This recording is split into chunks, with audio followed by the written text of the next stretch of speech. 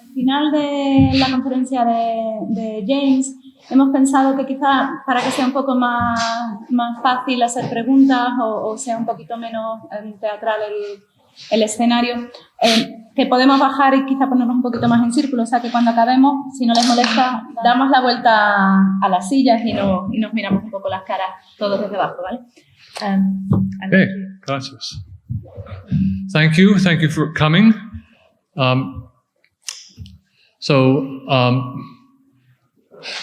Last time I talked about the changes in our thinking of history, especially those big histories of development and a historical direction that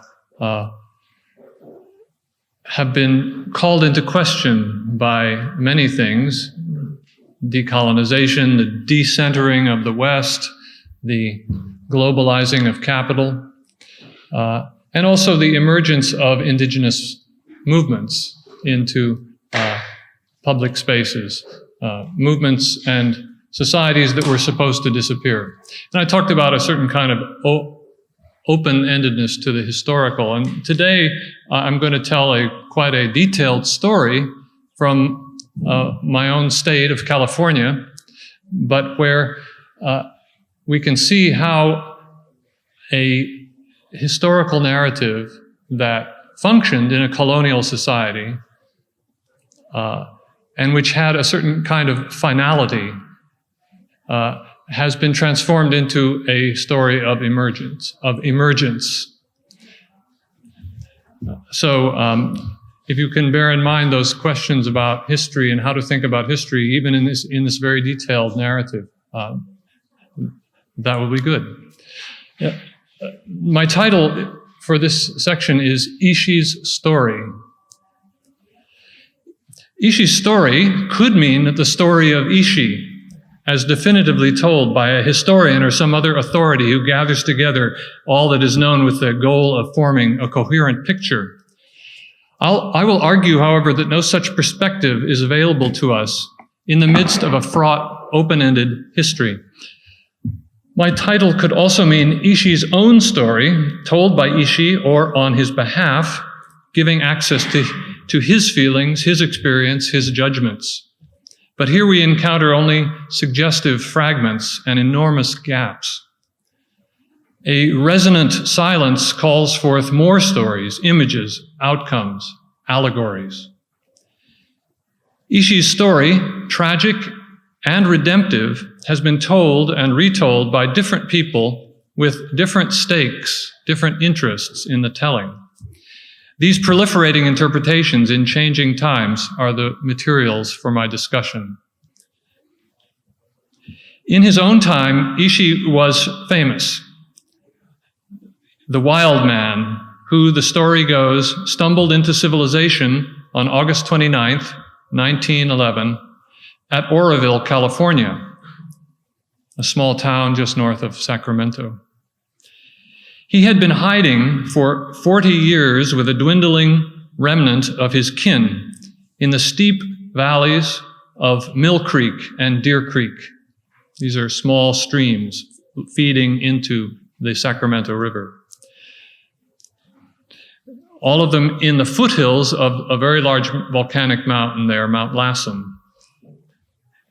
Ishi's people, the Yahi, had been virtually exterminated by white settler militias in the late 1800s. Some fled to the north, taking refuge with other Indian groups around Redding and the Pitt River. Those who stayed were pursued, killed, kidnapped, and starved until only a single individual remained in Deer Creek. The man's remarkable story has come down to us, an unfinished legacy of the gold rush, that epical disaster for native Californians. The survivor, a Yana-speaking Indian whose personal or family names were never revealed, is known to us simply as Ishi, a label affixed in 1911 by the anthropologist Alfred Kroeber and made famous 50 years later by Theodora's great book, Ishi in Two Worlds. This is the original cover, and it was the cover until just 2 years ago. The book has been many times reprinted. Theodora Kroeber, Alfred Kroeber's second wife and his widow, published Ishi in Two Worlds in 1961. And this, you can see it's called A Biography of the Last Wild Indian in America, was an instant classic, widely translated, and a perennial bestseller for the University of California Press. This original cover photo, reproduced in many later editions, shows Ishi in his Mill Creek habitat, an image of pre-contact Indian life, close to the ground. Actually, it's a mock-up or a performance. For the photo was taken near the end of Ishi's life, after 4 years living in San Francisco, during a return trip instigated by his anthropologist friends. Ishi's face in the cover, in partial shadow that has been intensified in the printing, suggests a primitive mask.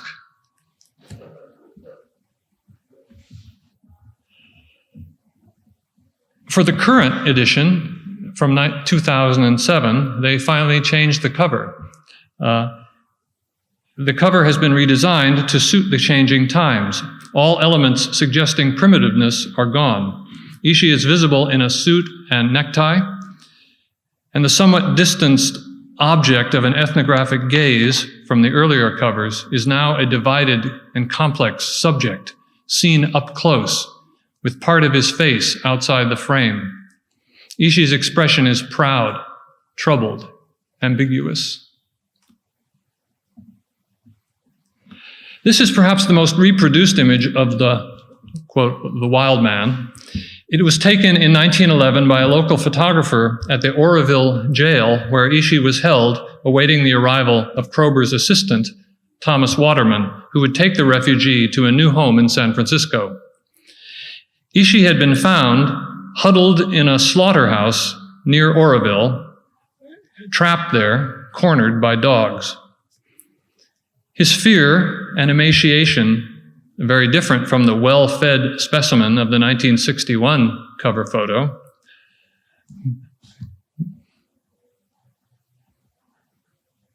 You can see a very different body after 4 years living in town. A very different from his fear and emaciation are extremely obvious. Normally, the Yahi would have worn his hair long, but according to custom, he had burned his hair short in mourning for his deceased family. The image itself is a powerful construct. There's a weird lack of background, the result of a backdrop or perhaps some work in the darkroom.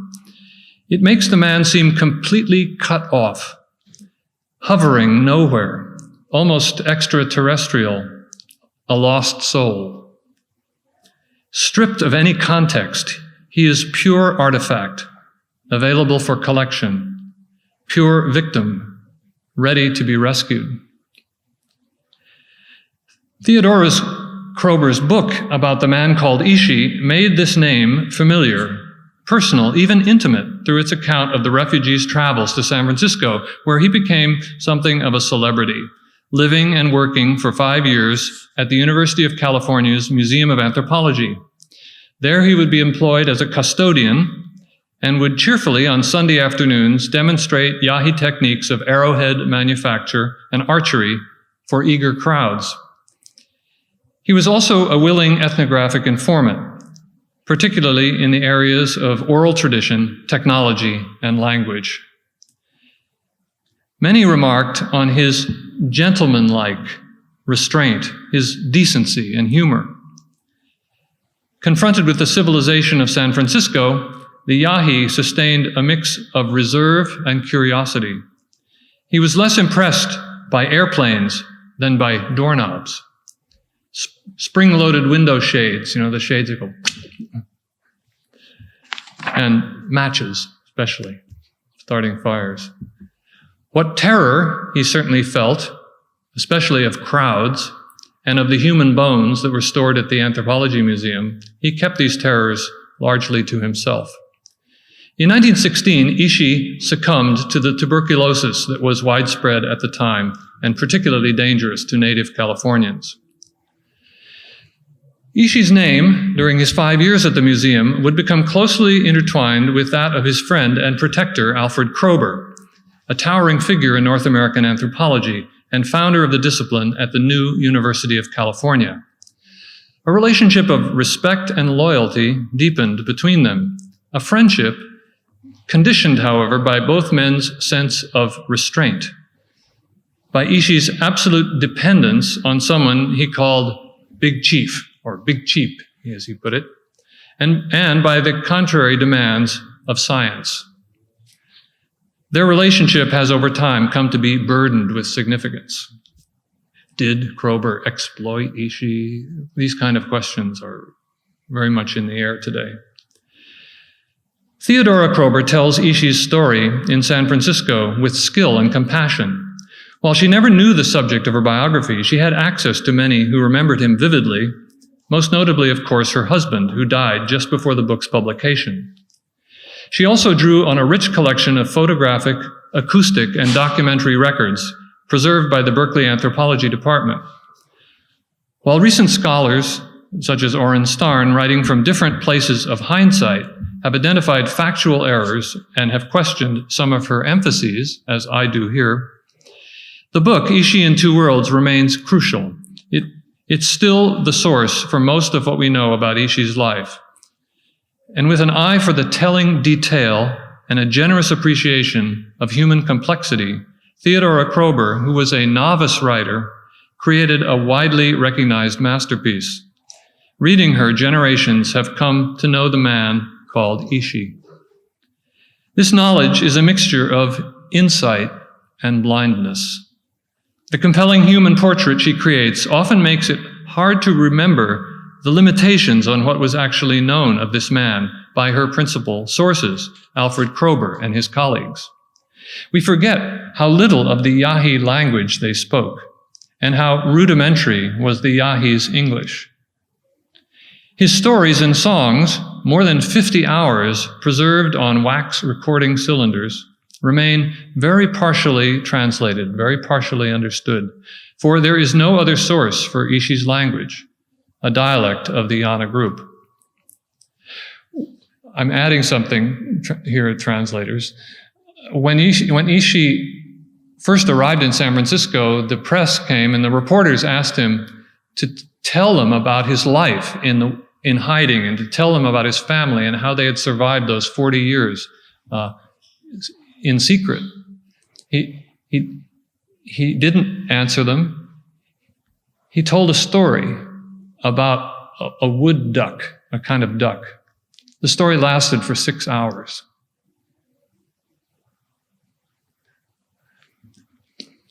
Later, the anthropologists got him to repeat it for the recording machine, but they couldn't slow him down. He wanted to tell this story. And he probably also wanted not to tell about his family and about the hiding. We'll come back to thinking about what Ishi was, what was he saying? And who was he talking to? But the man's excited voice comes across still. He loved apparently to tell stories, and we can hear his voice distantly with only a fragmentary sense of what he was trying to say and to whom. Ishi wouldn't talk about his family, the dead, and we have no idea why exactly he walked out of hiding toward Oroville, where the dogs cornered him. Why did he travel south? Where was he going? It has long been assumed that, lonely and exhausted, he was simply giving himself up to white civilization. Oral histories of the Maidu, the neighbors to the south, in whose traditional lands he was walking, have come to a different conclusion. My own retelling of Ishi's story works to hold off the tendency of narratives to come to closure. It tries to keep the gaps open, and it registers the recent claims on Ishi's behalf by Native Californians, claims that make inescapable the question of who should represent his legacy and for what purposes. This is a troubling question that should not be too quickly resolved. I follow the retellings of Ishi's story, additions, critiques, and appropriations that make it meaningful for the future, not the past of native California. For Ishi was evidently not the last Indian in California, nor was he, except in a very artificial sense, a wild Indian. Figures like Ishi, the last of his tribe, the last wild Indian, appear frequently in settler colonial histories. Let me explain this phrase, settler colonial, which I'm not sure how you would say that in Spanish. I was talking to the translators about this. Settler colonial refers to colonial situations of settlement. The French would say colonie de peuplement. It would distinguish Australia and the Americas from, say, India or most of Africa. The latter were colonies where white people went and lived, but they didn't move in completely and set up, take over and demographically swamp the population, which is what happened in the New World and in Australia and places like that. So these are settler colonial histories, and I'll be talking about the specificity of settler colonial histories and story and myth making, if you like, in what follows. So I want to be specific. And California is, of course, a settler colonial society. Figures like Ishi, as I've said, appear often in just these situations, the last authentic this, the last real Tasmanian, this kind of thing. And wherever pre-existing populations are decimated and violently displaced, the indigenizing ideology of the newcomers will sooner or later require an Ishi. Iterations of, the last of the Mohicans, or, Dertsu Rutsala, that's the Russian version in Siberia. You know that movie by Kurosawa? Great movie, Dertsu Rutsala, based on it was kind of the Russian Ishi, this figure called Dertsu. Well, never mind. The new society needs requiems for lost worlds, versions of what Renato Rosaldo calls imperialist nostalgia, laments for the disappearance of the very people that you are making disappear. However much colonial settlers claim they are entering an empty land, terra nullius, they said in Australia, however much they claim they're entering an empty land, or a place where inhabitants are less than human or childlike or needing improvement, people know at some level that what's happening is an invasion and a conquest. For some, it will be enough to say, exterminate all the brutes, as Conrad Kurtz says in Heart of Darkness. Or, like in all the American Westerns, the only good Indian is a dead Indian. For some people, that will be enough, and especially in times of insecurity, real or manufactured. But for most, the violent replacement of one people by another requires more humanistic and scientific rationales. In the 19th century, ideas of racial evolution and survival of the fittest justified the replacement of one people by another. Notions of natural historical extinction, based on an analogy with animal species, could justify brutal acts. Killing savages or letting them die in isolated holding areas was just helping along the inevitable. In a more humane mode, projects such as the civilizing mission, religious conversion, or civic assimilation and education all pointed toward the same end. But these more liberal rationalizations of conquest could never be quite adequate as founding myths for a settler society, a new population aspiring to permanence, sinking roots in a vacated land. A clearer break was needed, some terminal moment which could symbolically end the violence of occupation and found the settler nation. Stories like that of Ishi have served to bring the period of conquest to a close, often in a spirit of tragic pathos.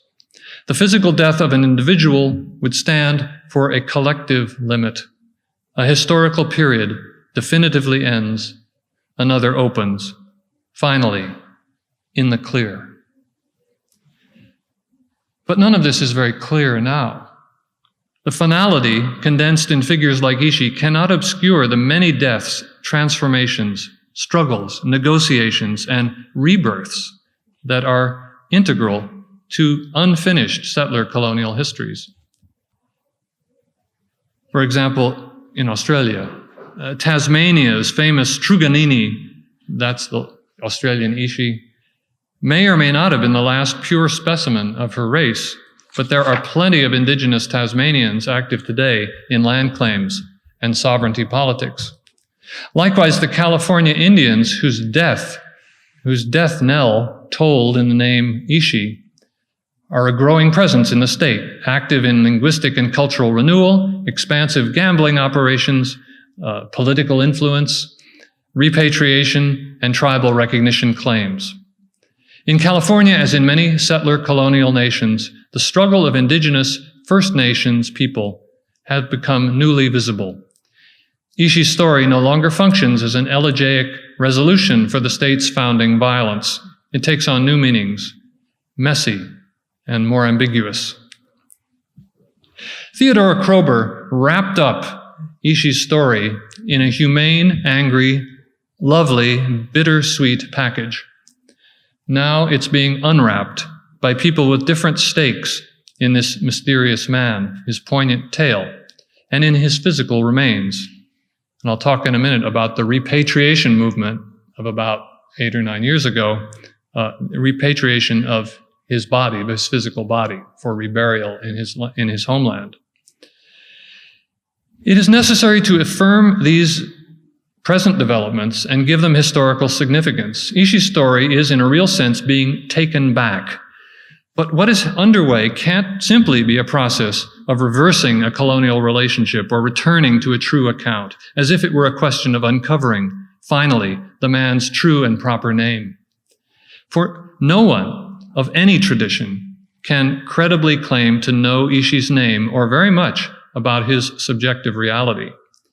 He remains powerfully an enigma, or as the Anishinaabe novelist Gerald Vizenor calls him, he is Ishi Obscura. We hear the personal name, Ishi, in a veritable forest of quotation marks.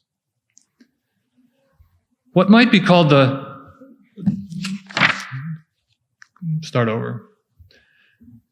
No reader can forget Theodora Kroeber's uncompromising confrontation with genocide in California. Her book is very raw, very specific on the relentless, cold-blooded extermination of California's original inhabitants, and in particular, Ishi's people, the Mill Creek Indians, as they were called.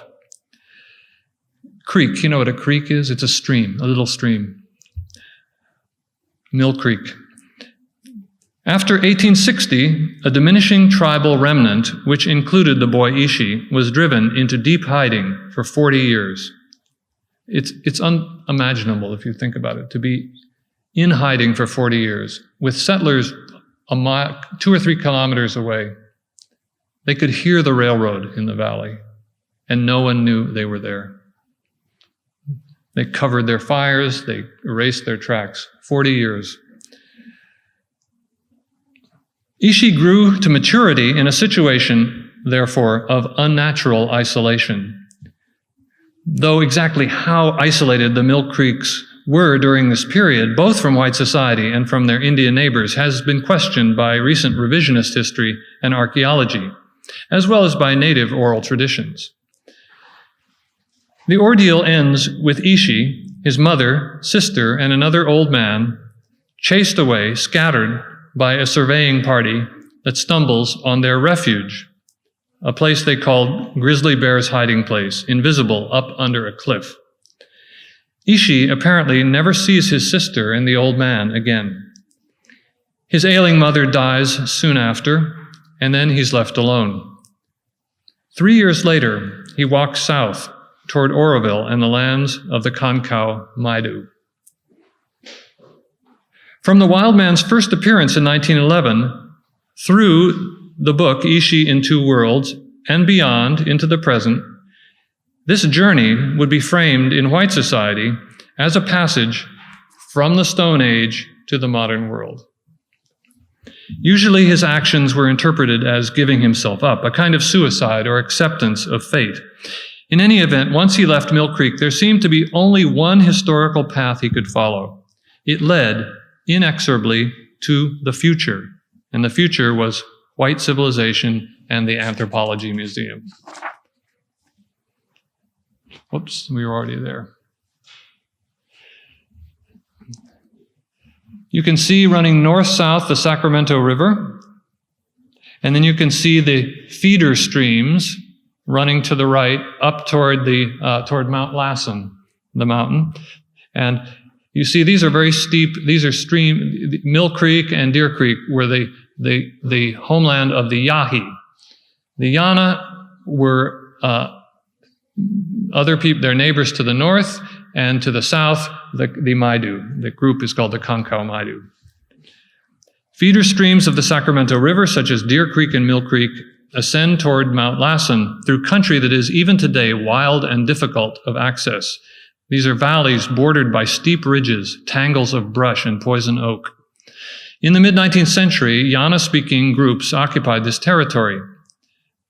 Ishi's kin, those widely known as the Mill Creek Indians, and then later by the name of their Yana dialect, Yahi, lived a couple of valleys north of several branches of Maidu-speaking people. To the west, there were Wintu speakers. To the north, Atsagawi or Pit River people. This simplified map locates primarily those native groups who have been active in the recent repatriation of Ishi's remains. The Yana, who survived the violence of the 1870s, joined with other language groups to the north, either at Redding, where largely Wintun, or the Pit River Indians. In Ishi's time, the boundaries between these groups and identifications were rather fluid. Now, this map of a tribal borderland actually reflects a Maidu perspective, and it differs from those maps printed in Ishi in Two Worlds, and also from Alfred Kroeber's very important and influential linguistic maps, which tend to represent the Yana language group as a discrete unit. Yana is a discrete language with multiple dialects, of which the southernmost dialect is Yahi. As we will see, however, no map locating California's Aboriginal populations is politically innocent. And recent Indian retellings have questioned the assumption that Ishi was walking into civilization, giving himself up. In that sense, the historical direction, the meta-historical direction of the story is deflected. Maidu oral history asserts that they were his family too, sometimes claiming that Ishi's mother was a Maidu. Capturing brides in warfare, as well as voluntary marriage across linguistic borders, was not uncommon in Ishi's time. Contemporary Maidu point to a history of peaceful conflicts as well between the two groups, as well as recurring battles. The place called Butte Meadows, you can see it in the middle, was a traditional meeting place for summer gatherings called Big Times of trading, gambling, socializing. So in this map, Ishi's country is not the southern edge of Yana territory, but is in fact a borderland, a frontera zone, of contact zone between Maidu and Yana. Would Maidu communities have in fact welcomed the Yahi survivor as he walked south toward their country? We'll never know. The dogs who trapped him at the slaughterhouse emerge here as decisive historical actors. Given the contingency of this capture, we have at least to question, however, the long accepted assumptions that the conquering civilization was his only possible destination. Theodora Kroeber portrays Ishi's sojourn in San Francisco as the best outcome for a tragic history, a soft landing in extinction. Were there any viable alternatives? The option of settling the survivor with other Indian groups was apparently never seriously considered, either by the anthropologists or by Ishi. But Ishi had no known family left, at least no one he could recognize, and the other groups didn't speak his language. There was fear of witchcraft and sorcery when different California groups were thrown together in in the aftermath of colonization. And in any event, we can't assume that other California groups would have welcomed Ishi. It's risky to project back in time some translocal California Indian solidarity, something that has only begun to emerge, and quite unevenly, in recent decades. In any event, Alfred Kroeber and Thomas Waterman certainly saw in Ishi a precious, uncontaminated specimen from an older California. They had a strong interest in keeping him near at hand in a research setting.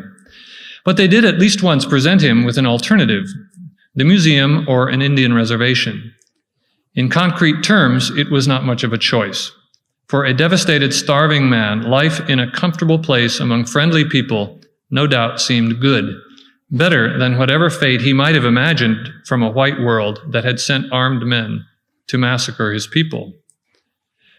But today one sometimes hears comments, both by Indians and others, to the effect that Ishi was captured by the anthropologist or even held prisoner in the museum. And in literal terms, this is surely unfair. Ishi was generously treated, had a job, spending money, and freedom of movement. But the comments may express a sense that the refugee was a prisoner of drastically limited options, a narrowed freedom created by colonial violence, with a resulting inability to imagine alternatives. Now, all this is looking back from the present, hindsight, and these are questions that are given resonance by the subsequent history, the non-disappearance of California Indians. And it's now possible, and indeed necessary, to imagine that things could have turned out differently. But given the concrete options as they appeared at the time, and assuming Ishi's acceptance of his circumstance, the story told by Theodora Kroeber in Ishi in Two Worlds takes on a sense of inevitability. The effect is reinforced by the book's overall structure, which has a before-after story of historical destiny, divided into two parts, the first called Ishi the Yahi, and the second called Mr. Ishi. In the two worlds of the title, Ishi in Two Worlds, the two worlds are firmly identified with past and future. The journey into modern civilization is a path of no return. But the book's two parts might also be called, I might call them, the terror and the healing. Both are words, terror and healing, are words used repeatedly by Theodora Kroeber. And juxtaposed in this way, they recall a work of anthropology that some of you might be familiar with by Michael Taussig. It's a wonderful book called Shamanism, Colonialism, and the Wild Man, and it's subtitled A Study in Terror and Healing. The wild man myth, as critics like Roger Bartra have shown, has long accompanied European visions of civilization. While the production of a savage other predates the early modern period, it received fresh life with Europe's expansion into the New World. Taussig calls the wild man myth a left-handed gift to the colonized, for it justified the exploitation and extermination of uncivilized savages, while also endowing them with a repressed occult power, even a moral superiority. Once the period of murderous pacification was complete, the surviving remnant could be romanticized, endowed with extraordinary powers, spiritual, shamanistic, close to nature, ecological. And out of defeat, inspirational figures such as the famous Lakota holy man, Black Elk. He was very famous in the 1960s, a book called Black Elk Speaks. This Lakota holy man, figures like him would emerge. The savage Indian became, almost overnight, a wise Indian, a soulful Indian, a source of healing in a troubled materialistic culture. Troubled, but overwhelmingly powerful. Taussig never loses sight of the fact that the colonizers' receptivity to the Indians' wisdom was bound up with the prior history of terror. No healing without terror. The book Ishi in Two Worlds adapts the structure of terror and healing for an audience almost 50 years after Ishi's death, familiar with the relativism of Boasian anthropology, made popular by writers such as Margaret Mead and Ruth Benedict. Theodora Kroeber's account of the terror preserves Ishi's wildness, but now given a positive sense as isolation from civilization and rapport with nature, while transferring barbarism to the Indian killers of the late 19th century. She portrays Ishi as marvelously benign. His patience, good sense, humor, and generosity winning over all around him. She evoked the survivor's almost magical power. As she put it, howsoever one touches on Ishi, the touch rewards. It illuminates the way. We will see how the figure of Ishi, the healer and guide, has been reworked. The terror is gathered in Theodora Kroeber's Part 1, where we learn a considerable amount of California Indian history. First, ethnographic and linguistic details of the Yana, and then the gold rush invasion, the spread of ranches and farms, the rounding up and hunting down of Indian bands.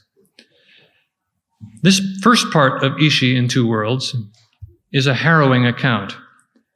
While recognizing some exceptions, it affixes clear responsibility for the systematic killings that were integral to California's Americanization during the last half of the 19th century. Recent research has made visible a somewhat more complex picture of frontier contacts. For example, the Mill Creek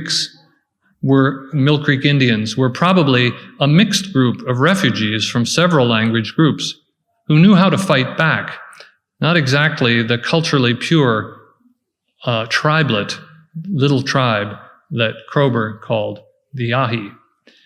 And the well-publicized self-image of the Indian hunters, who bragged of shooting women and children and flaunted long strings of scalps, that self-image of the killers tends to erase other accounts of frontier reciprocity, live and let live. Some settlers were, in fact, protective of Indians.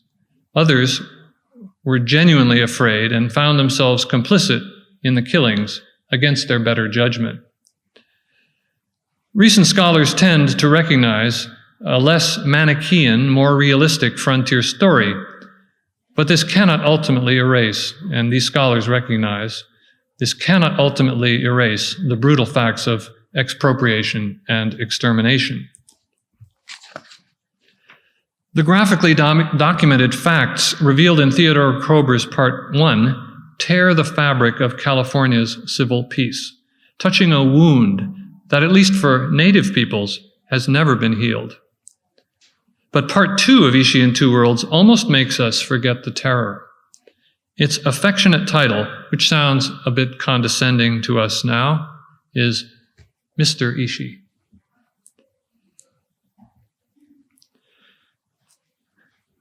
Here, the newly discovered public figure poses with A.L. Kroeber in the middle and Sam Bhatwi, the northern Yana-speaking translator who had worked with the great linguist Edward Sapir on the dialect Northern Yana.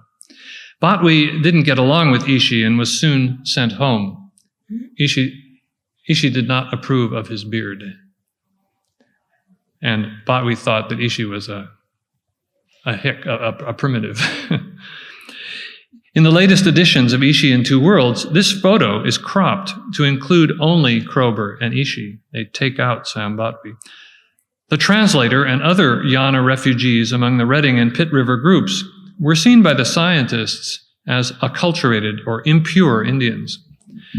No further effort was made to bring surviving Yana speakers together, and Sam Bhatwi quickly disappears from Ishi's story. Yet viewed from 2008, he clearly prefigures the people who would rebury Ishi a century later and remember him as their ancestor.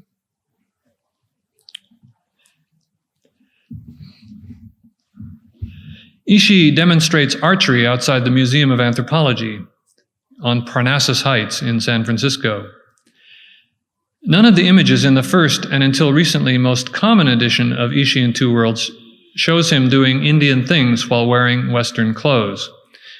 Ishi is pictured on the late research trip in Deer Creek, as we saw on the original cover, performing traditional activities in a loincloth. Later editions have been less concerned to project a pure image. A shot of Ishii in 1913 with his chest bared, something he usually refused to do in public. The pose was extracted by a visiting photographer, Joseph Dixon, documenting the vanishing race for his popular book of that title. Now, part 2 of the book, which I'm calling The Healing, Mr. Ishii, is told under the sign of affectionate understanding. The museum staff and anthropologists are consistently called Ishii's friends.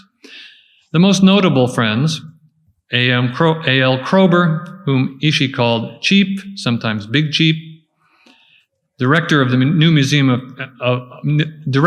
museum in San Francisco, T.T. Waterman, Ishii called him Watamani, Kroeber's junior colleague in anthropology, who was very attached to Ishii and had him regularly home for dinner with his family, and Saxton Pope, who was a surgeon at the adjoining research hospital. Ishii called him Popey. Popey was Ishii's personal physician and an archery buff, an enthusiast for archery, a passion he shared with Ishii on many outings together. A lot could be said about these rather different friendships, their asymmetrical investments, and visible at times in Theodora's gentle gaze, their masculinity. Gentlemanly reserve alternating with boyish solidarity. This perspective seems particularly relevant to Saxton Pope's rapport with Ishii, centered on hunting with bow and arrow, and it infuses the restorative enjoyment felt by Kroeber, Waterman, Pope, and Pope's teenage son, Saxton Jr., on the camping trip to Mill Creek during the last healthy summer of Ishii's life.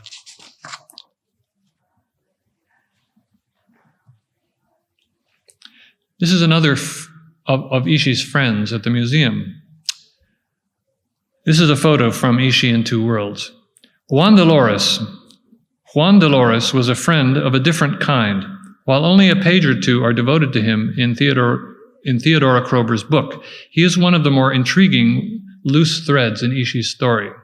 I've been trying to find out about him, but it's difficult. There's not a lot of records in the archives. Dolores was a Papago Indian, now called Tohono O'odham. The thing about new indigenous politics is everybody's constantly changing their name.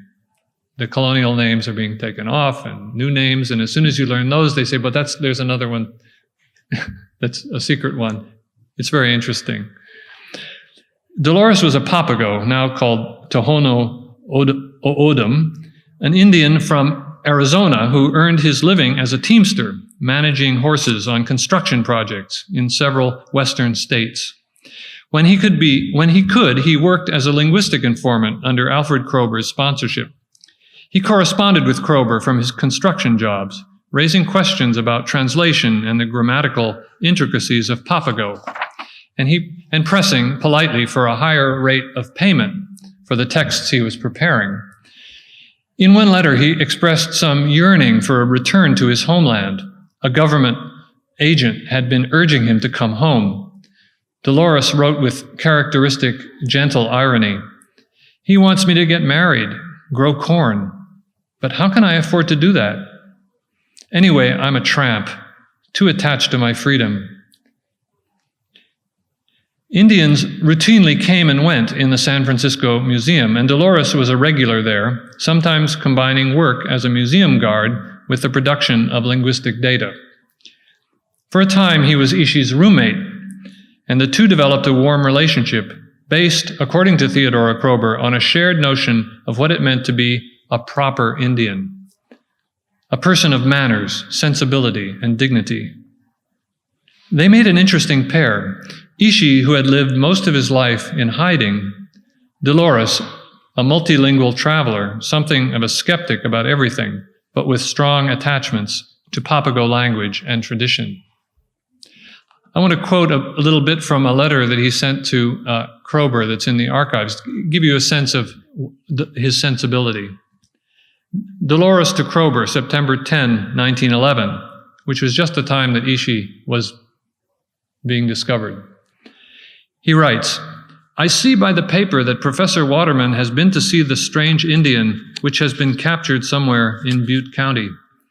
I suppose you are so busy that you have no time to go and see this wild Indian. I think I have to run away and hide someplace in the mountains of Arizona, and when you find me, tell the President of the United States, Taft, or somebody that they have to make a treaty with me. I think that it will be the only way I can get some good place to stay the rest of my life. Goodbye, your friend, Juan Dolores." Dolores took Ishi around San Francisco, its parks, restaurants, cinemas, where they came into contact with other Indians, with Mexicanos, with Chinese, with people of all classes. As Theodora Kroeber observes, this offered a more cosmopolitan experience than is suggested by the familiar image of Ishi, the wild Indian, taking refuge in the museum. She speculates, too, that the worldly Papago may have counseled the Yahi against sexual entanglements with white women. She knew Juan Dolores well. He was a family friend for many years, and she knew he would have been speaking from experience, from hard experience. In the universe of Ishi and Two Worlds, the friendship with Dolores opens a small window on the complexities of a changing California Indian life in and out of cities. Today, Dolores serves as a reminder, a figure for unanswered questions of how Ishi's Indian contemporaries, emphatically not dying primitives, might relate to his predicament. Theodora Kroeber's account has a deft human touch. We understand Ishi's dignity and restraint, his good humor and sociability. There are views of his fastidious habits and curious perceptions. For example, his utter fascination with those window shades. And his smile, so rare in the public iconography of Indians. How many pictures of Indians have you ever seen smiling? Hardly exists. We also learn of Ishi's work with his scientist friends on linguistic elicitation and translation. He seems to have recognized the value of recording his language, stories, and technical skills. In these domains, he was a willing informant. In others, the history of his confinement and of his family, he kept silent. Believed by the general public and scholars, too, to be an uncontaminated Stone Age survivor, Ishi was a treasured ethnographic interlocutor, despite the fact that neither partner in the dialogues had anything like a mastery of the other's language. Communication with Waterman and Kroeber worked best in those areas of culture where physical demonstration was possible, how to make an arrowhead or shoot a bow. Translation of complex beliefs or of extended narratives posed major obstacles.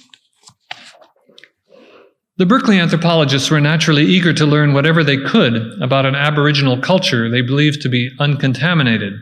They also wanted to give material support and genuine affection to their charge.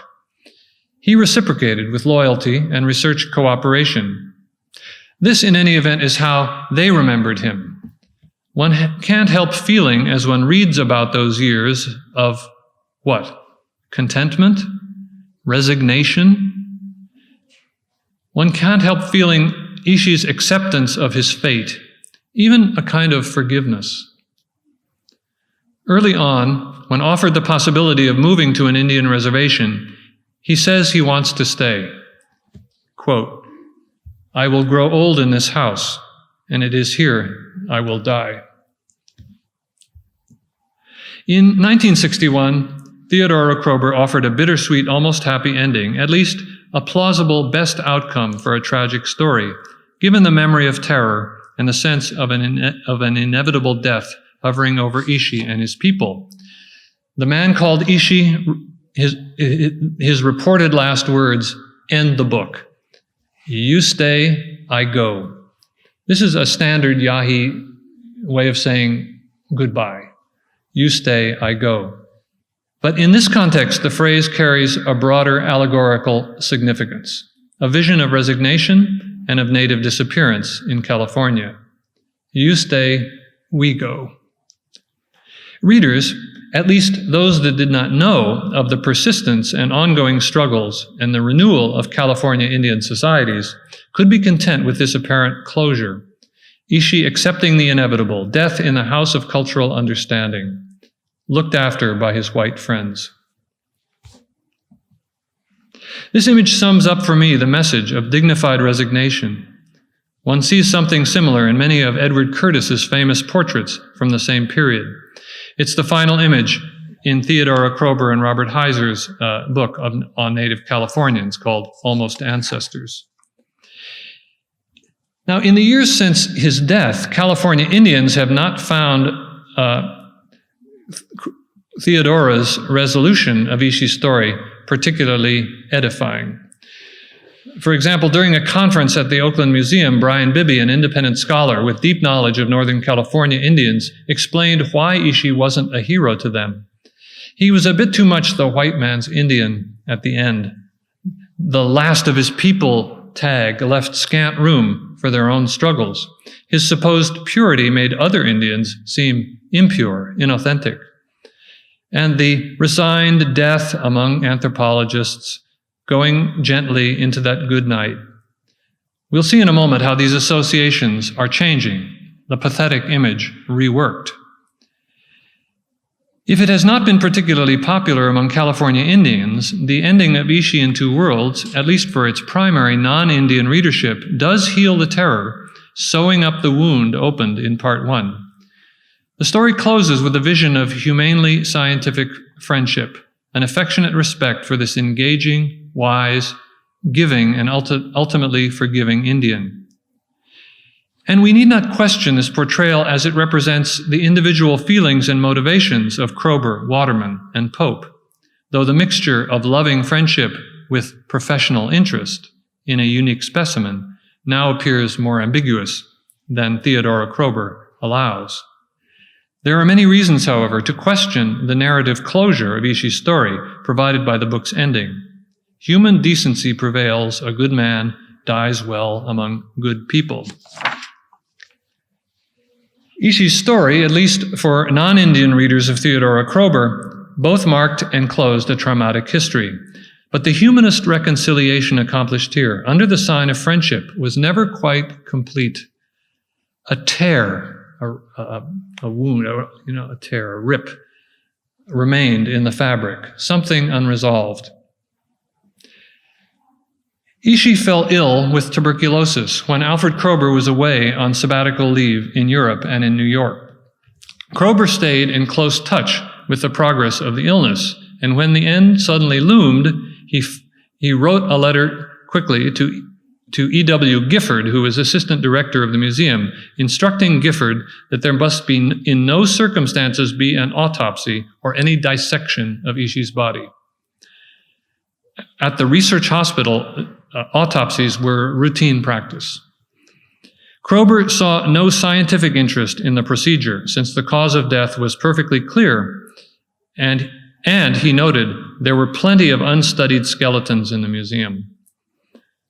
In a much-quoted passage from his letter, he insisted, this is Kroeber, quote, "If there is any talk about the interests of science, say for me that science can go to hell. We propose to stand by our friends." End quote.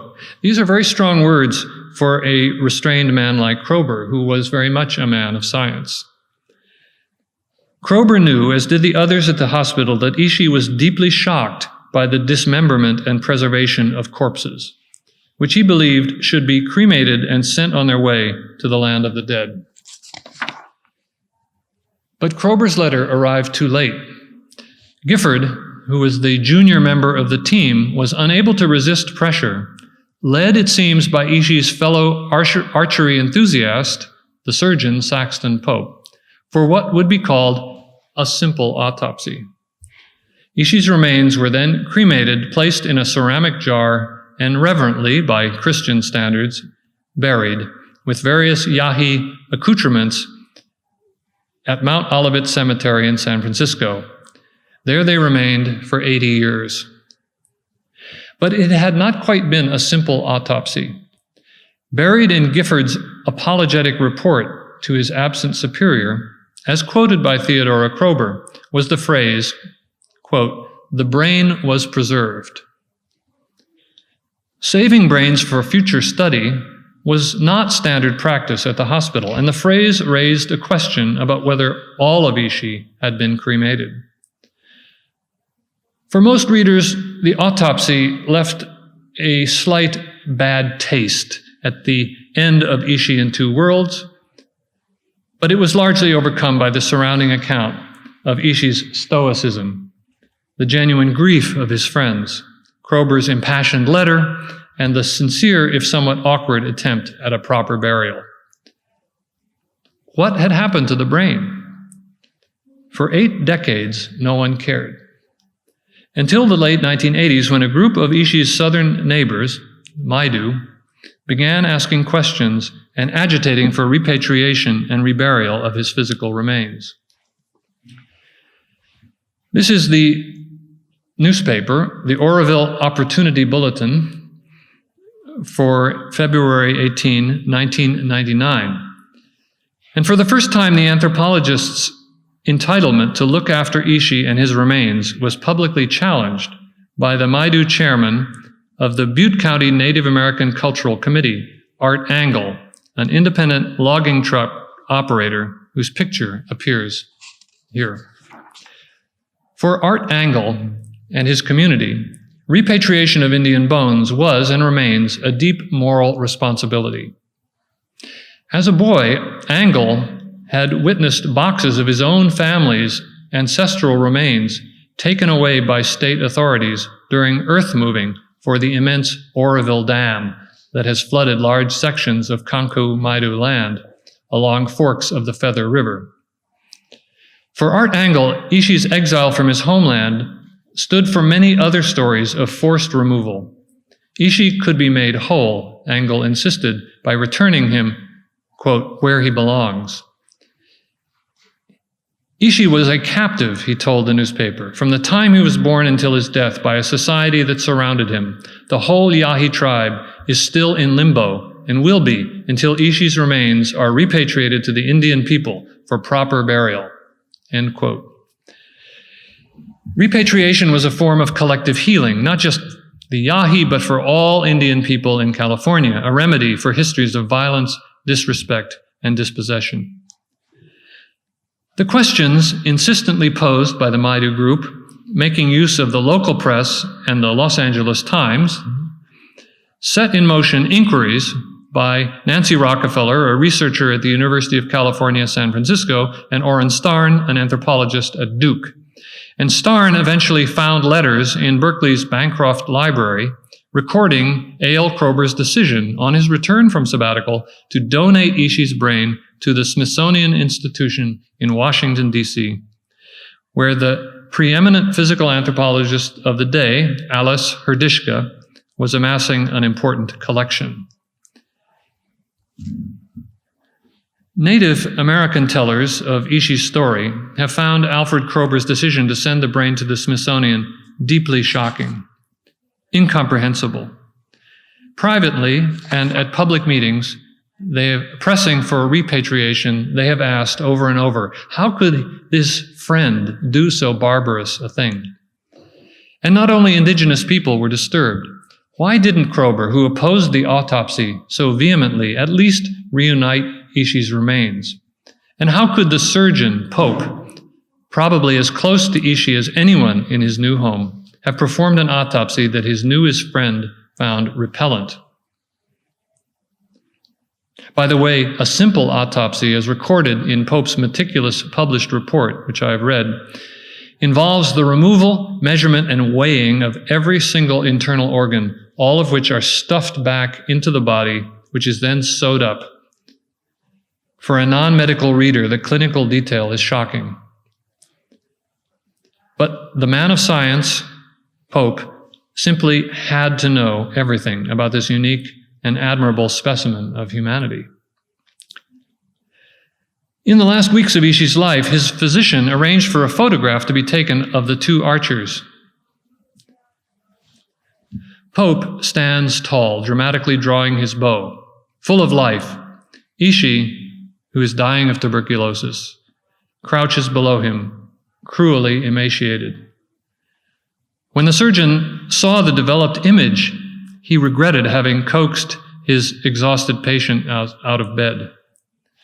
Nonetheless, he included the picture in his medical summary. Alfred Kroeber, editing the report for publication, removed it, and I think one can see why. The image is hard to look at, and it has never appeared among the many views of Ishi that have made their way into print. It stands to remind us of what could not be included in Ishi in Two Worlds without seriously disrupting the book's concluding mood.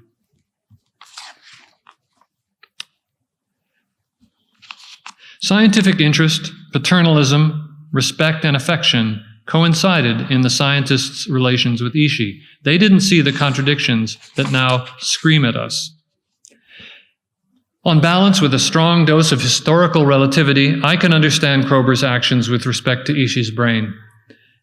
It's hard to see them as barbarous in the context of the prevailing racial and cultural assumptions of his time, and giving due value to his commitment to science, which for a student of Franz Boas was progressive and anti-racist.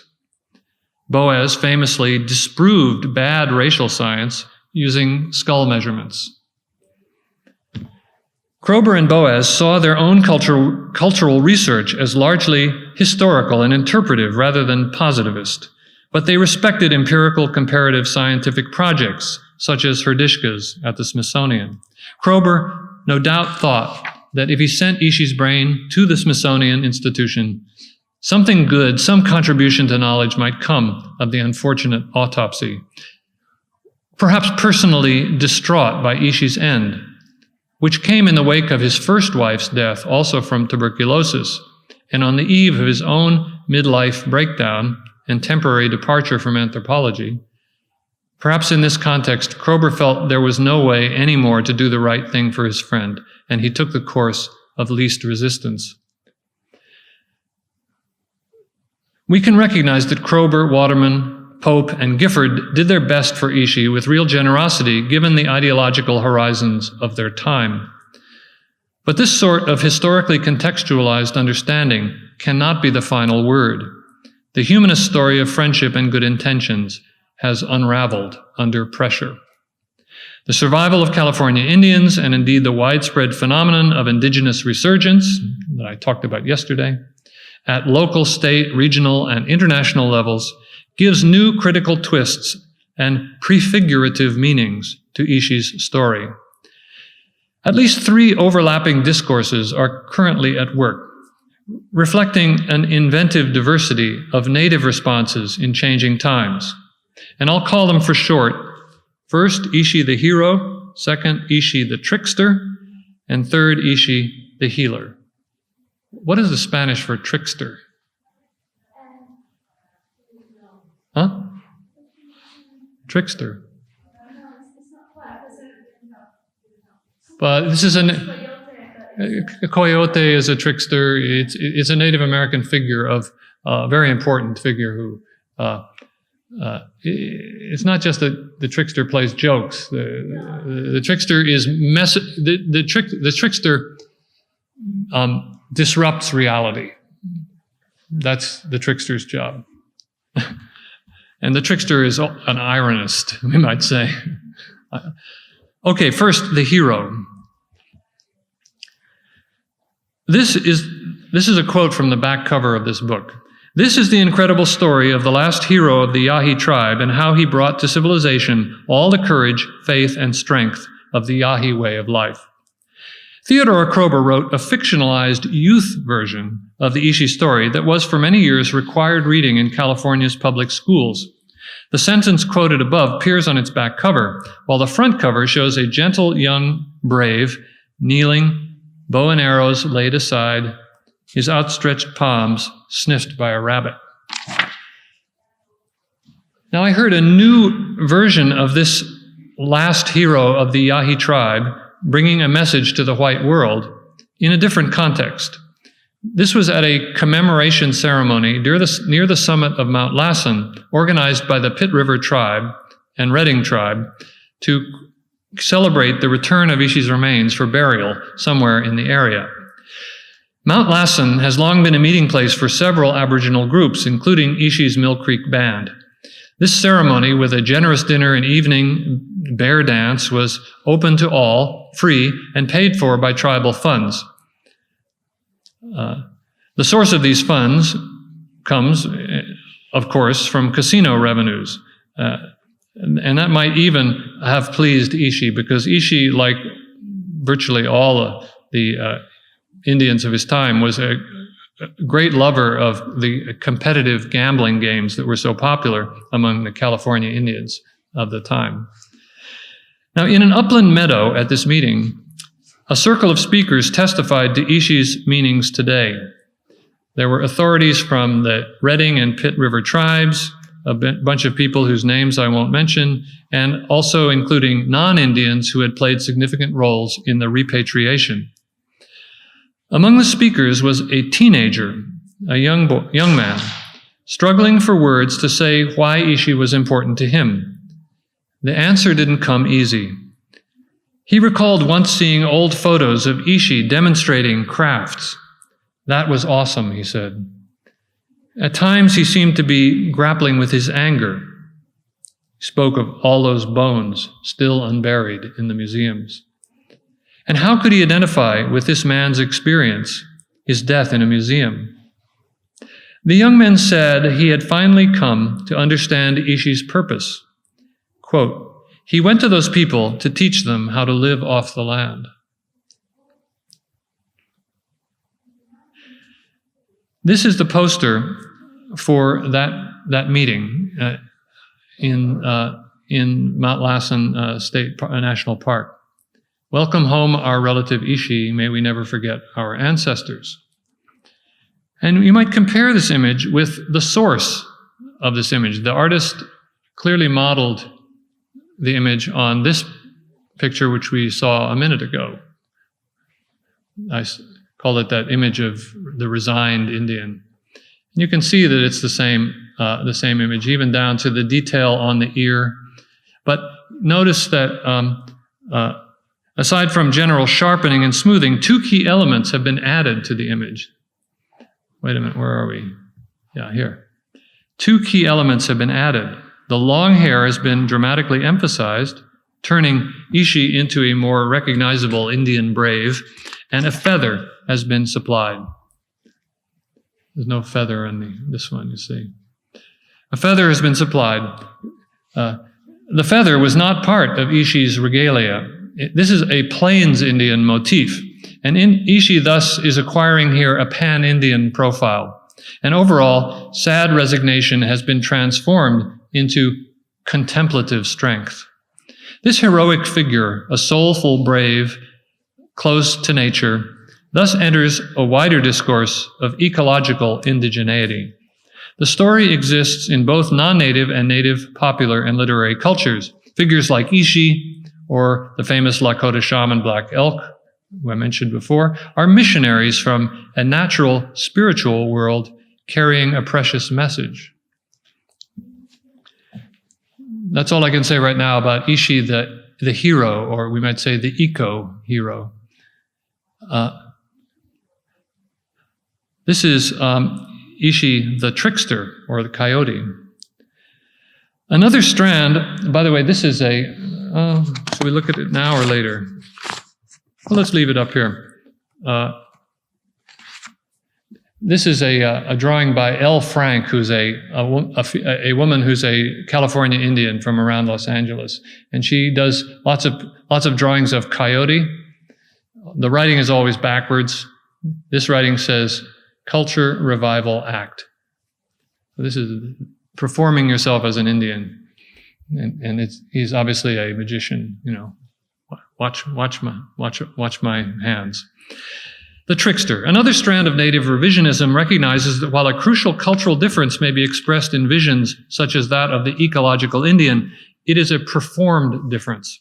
The eco-hero and the brave warrior are stereotypes, co-constructed in relations of power.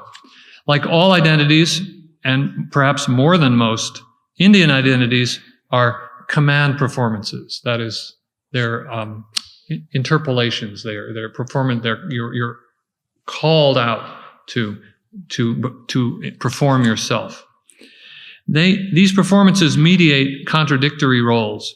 Ishi's evident interest in selected aspects of an urban technological society fits uneasily with the role of traditional spokesman or natural man. Ironic retellings of Ishi's story undermine the authenticity, the spiritual and human value that the last wild Indian has been made to incarnate, both for a dominant society and for a resurgent tribalism caught up in the performances of contemporary identity politics.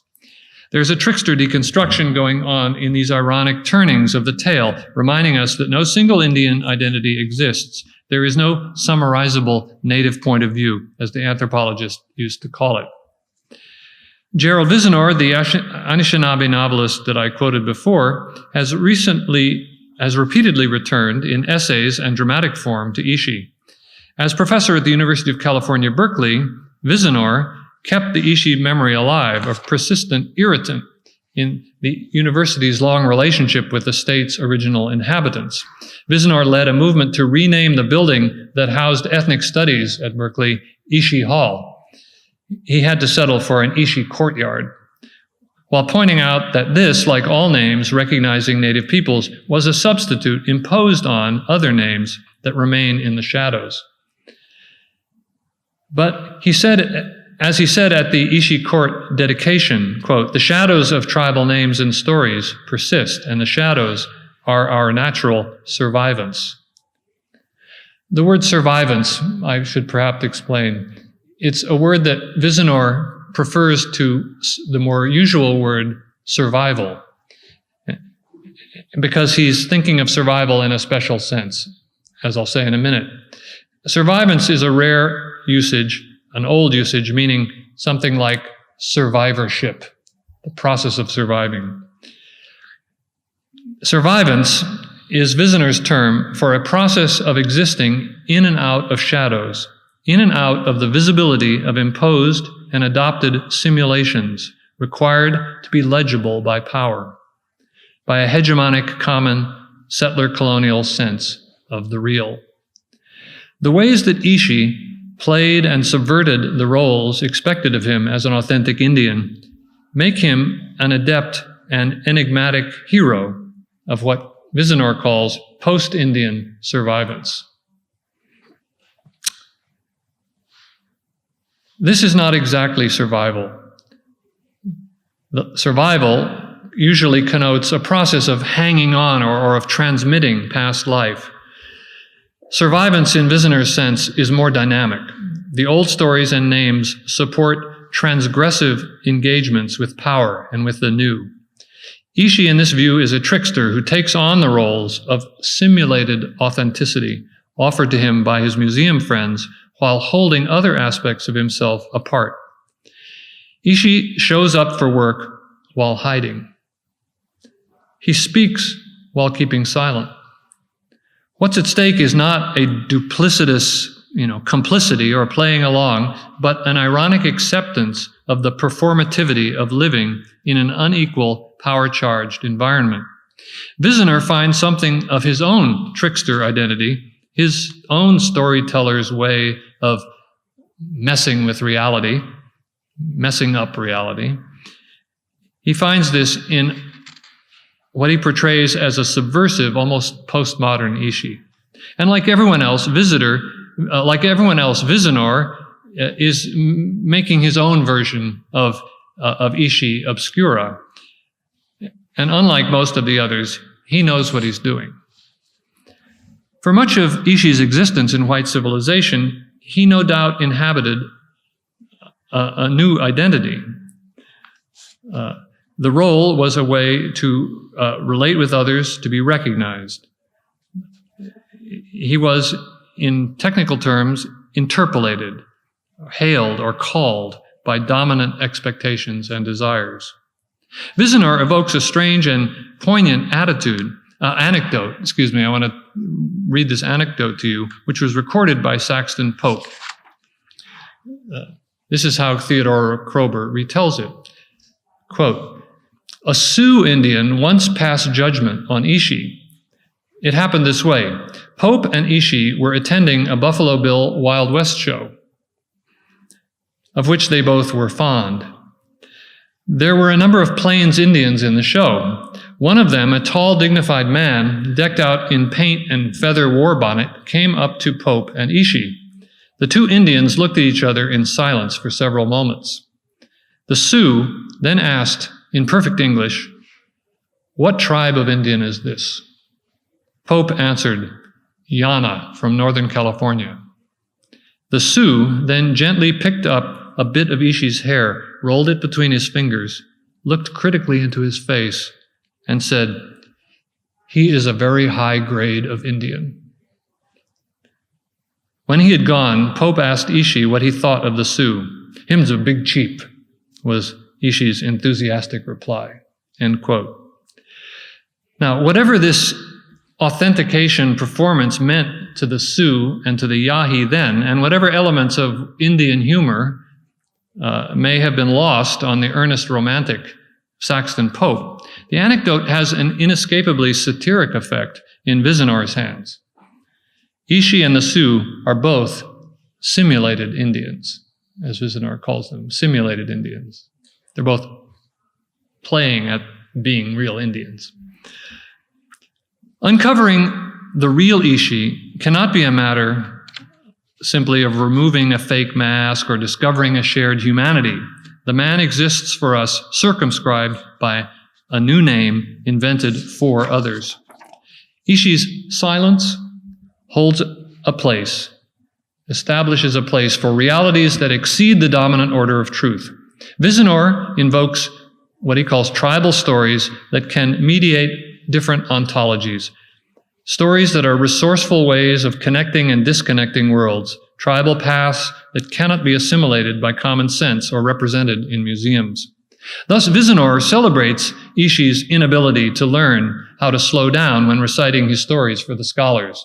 He always talked too fast and they couldn't record it, but he would never slow down. And Vizinor says, yeah, go for it. The informant speaks past his listeners, his volubility a kind of silence. And silence is not nothing. It is stories that don't translate. It is the name, Ishi, papering over the absence of other stories and other names, a legacy of colonial violence. It is a gap, partly closed, an expression of what can't be heard. Not now, not in this history. Gerald Vizinor is certainly not alone in his awareness of the inescapable ironies of tribal survivance in and through simulations, performances both coerced and playful. And the performative aspect, both coerced and playful, I think is obviously visible in this drawing by L. Frank.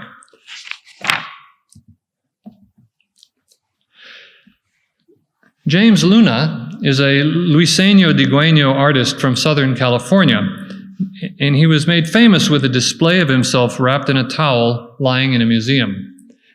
The artifact piece, as it's called, 1987, is a direct reference to Ishi, the living exhibit. And it's also a general comment on so-called salvage collecting, spectatorship, and the performance of authenticity. In a room devoted to American Indians at the Museum of Man in San Diego, Luna lay motionless on a bed of sand. Nothing prepared casual visitors for this artifact, somehow both living and dead. Official-looking labels were placed alongside the body, providing its personal name and explaining scars on the body caused by specific incidents of drinking or fighting. Luna's personal belongings from the reservation were displayed in nearby cases, including music. There was country music and jazz, and Mexican music, the Sex Pistols. There's a copy of Allen Ginsberg's poem Howl, etc., etc. A particular life is evoked, and the Indian artifact here was certainly listening in on the surrounding conversations. Another Indian in a loincloth the performance of authenticity that both Luna and Vizinor satirize. This photo from Ishi in Two Worlds was taken on the museum dwellers' camping trip to Deer Creek. In the book's first edition, pictures like this were research reenactments. How could an authentic Ishi be portrayed? How should he be portrayed? Perhaps fully clothed? After all, wearing clothes was his chosen style of self-presentation as soon as the cameras began to be pointed his way. And his survivance, his way of living as an Indian in civilization, was evidently a matter of selectively taking up new ways while refusing others. Ishi was never comfortable shaking hands, for example, avoiding this form of contact whenever possible. But he particularly appreciated pockets, which soon filled up with what Theodora Kroeber tactfully called the usual male miscellany. Which image represents the real Ishi? James Luna's performance piece from 1991, called Take a Picture with a Real Indian, commented on this unanswerable question. Audience members were invited to choose among three possibilities: Luna feathered in Plains Indian regalia, Luna in a polo shirt and slacks, Luna naked in a loincloth. Two of the options were life-sized cutout photographs. One was three-dimensional and alive. However, instead of being troubled by a choice between reductive authenticities, audiences tended to get into the fun. Andrea Liss, who writes about it, reports that, quote, in recent stagings of this piece, Luna has only been able to calm or numb the crowds by saying, okay, next you can take your picture with a real nigger.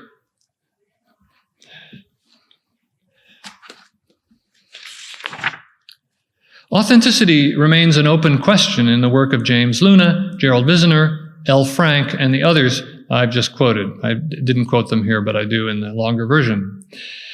Their differently ironic sensibilities are intimately concerned with social and political processes of survival through resistance, engagement, and transformation. Irony here is not primarily a mode of distance or critique. Indian identity, tradition, authenticity are less essentialisms to be refuted or abandoned than sites of ongoing interrogation where real historical relations, both playful and deadly serious, are improvised. Ishi, by all accounts, loved jokes. My third discourse, which I'd called, you may recall, the hero, the trickster, and now the healer. Ishi's manner in and around the museum made people feel optimistic about human conviviality and the possibility of bridging deep cultural differences. His smile made them feel better about themselves. Moreover, he embodied something innocent and wise, more a wild child than a wild man. Like Caspar Hauser or the hero of Jerzy Kosinski's Being There, a simple gesture or word could seem deeply meaningful. People felt this, even as they also knew that he was culturally distant, wounded, and private. Healing may be Ishi's most potent and continuing role. California Indians have been turning the theme in new directions. Rather than representing a rupture with the past, the last true Indian, or an enigmatic precursor of post-Indian trickster inventiveness, Ishi's story is one of exile and return, loss and reconnection. For Art Engel and those involved in Ishi's repatriation, his story had stayed unfinished. His return to his homeland would be a healing experience not just for those with close historical connections to the Yahi, but for all California Indians. Ishi's story would make new meanings now on multiple tribal scales. Liz Dominguez, who is a Chumash Indian in California, writing in the publication News from Native California, tells of being inspired by hearing Ishi's voice, those tapes of his recorded songs and stories that can't be translated. Though she can't understand his words, there's something very powerful in the presence of his voice.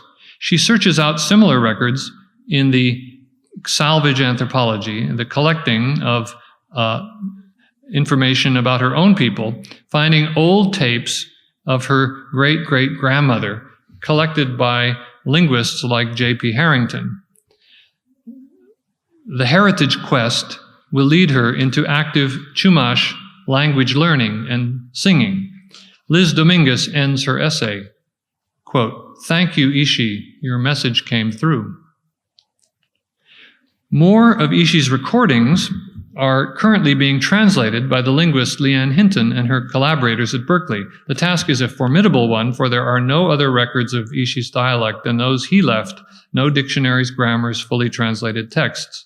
But when the latest transcriptions and very partial translations are complete, the audience will certainly be more than academic. The collections of linguistic and oral traditions made in this century by the so-called salvage anthropologists who thought they were saving the last remaining, true culture of vanishing people.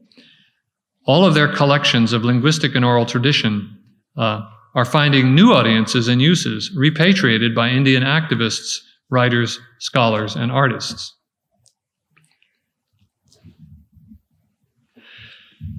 Comparing Ishi's face, this is a painting by a Maidu artist named Frank Day. It's called Ishi and Companion at Yamin Mool. Comparing Ishi's face in this extraordinary painting with its likely source, I should have put that in. Did I put it in? No, sorry. Well, I have to take my word. I don't want to go all the way back to the beginning to show you. Do you remember the face of Ishi, the lost soul, the haggard picture? If you look at that face next to this face, you'll see that that is the source of this portrait of Ishi by Frank Day. Comparing Ishi's face in this extraordinary painting with its likely source, the lost soul photographed at the Oroville jail, we see how the image has been recoded from despair to power, from terror to healing. It is no longer a question of bonding with white friends in the museum. Ishi's healing power is reimagined in a context of tribal survival and empowerment. Ishi and Companion at Yamin Mol was painted in 1973 by Frank Day, a Maidu artist whose magical realist renditions of pre-contact places, events, and myths have been influential in the emergence of California Indian art. Frank Day was born in 1902, the son of an important headman and native speaker of Maidu.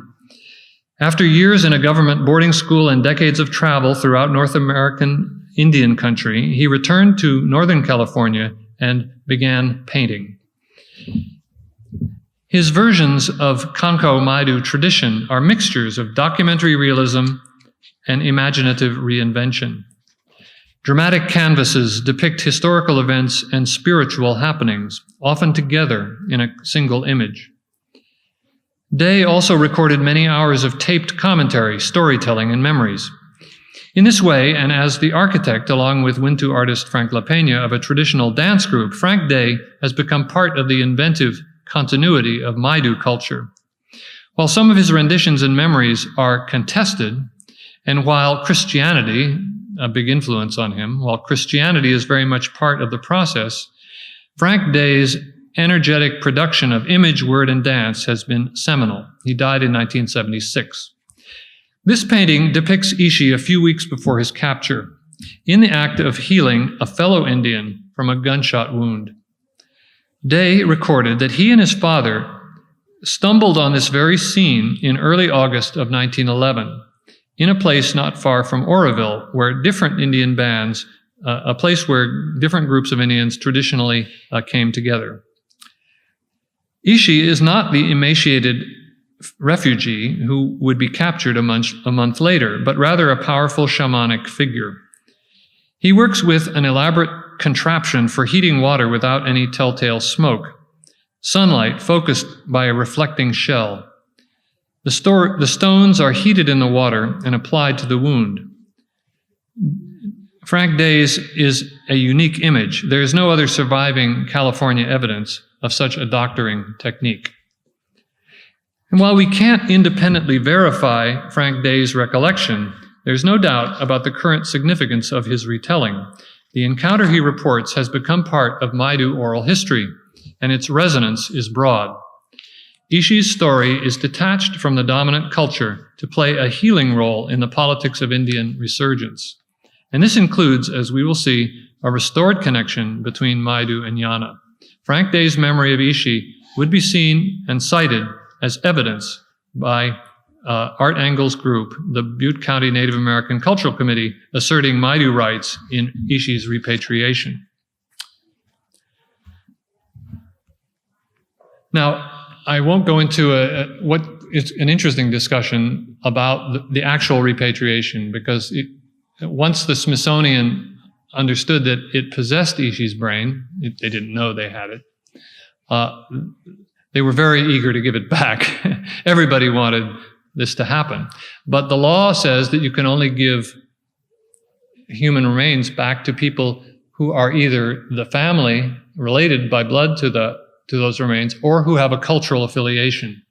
And since all of Ishi's people were gone, there were no Yahi left, who should they give them back to? And the Maidu, who spoke a completely different language, but were their near neighbors, should it go to the Maidu, or should it go to the Pitt Rivers and Redding people to the north, where some of Ishi's northern Yana-speaking neighbors had fled long ago? But no one up there still speaks Yana.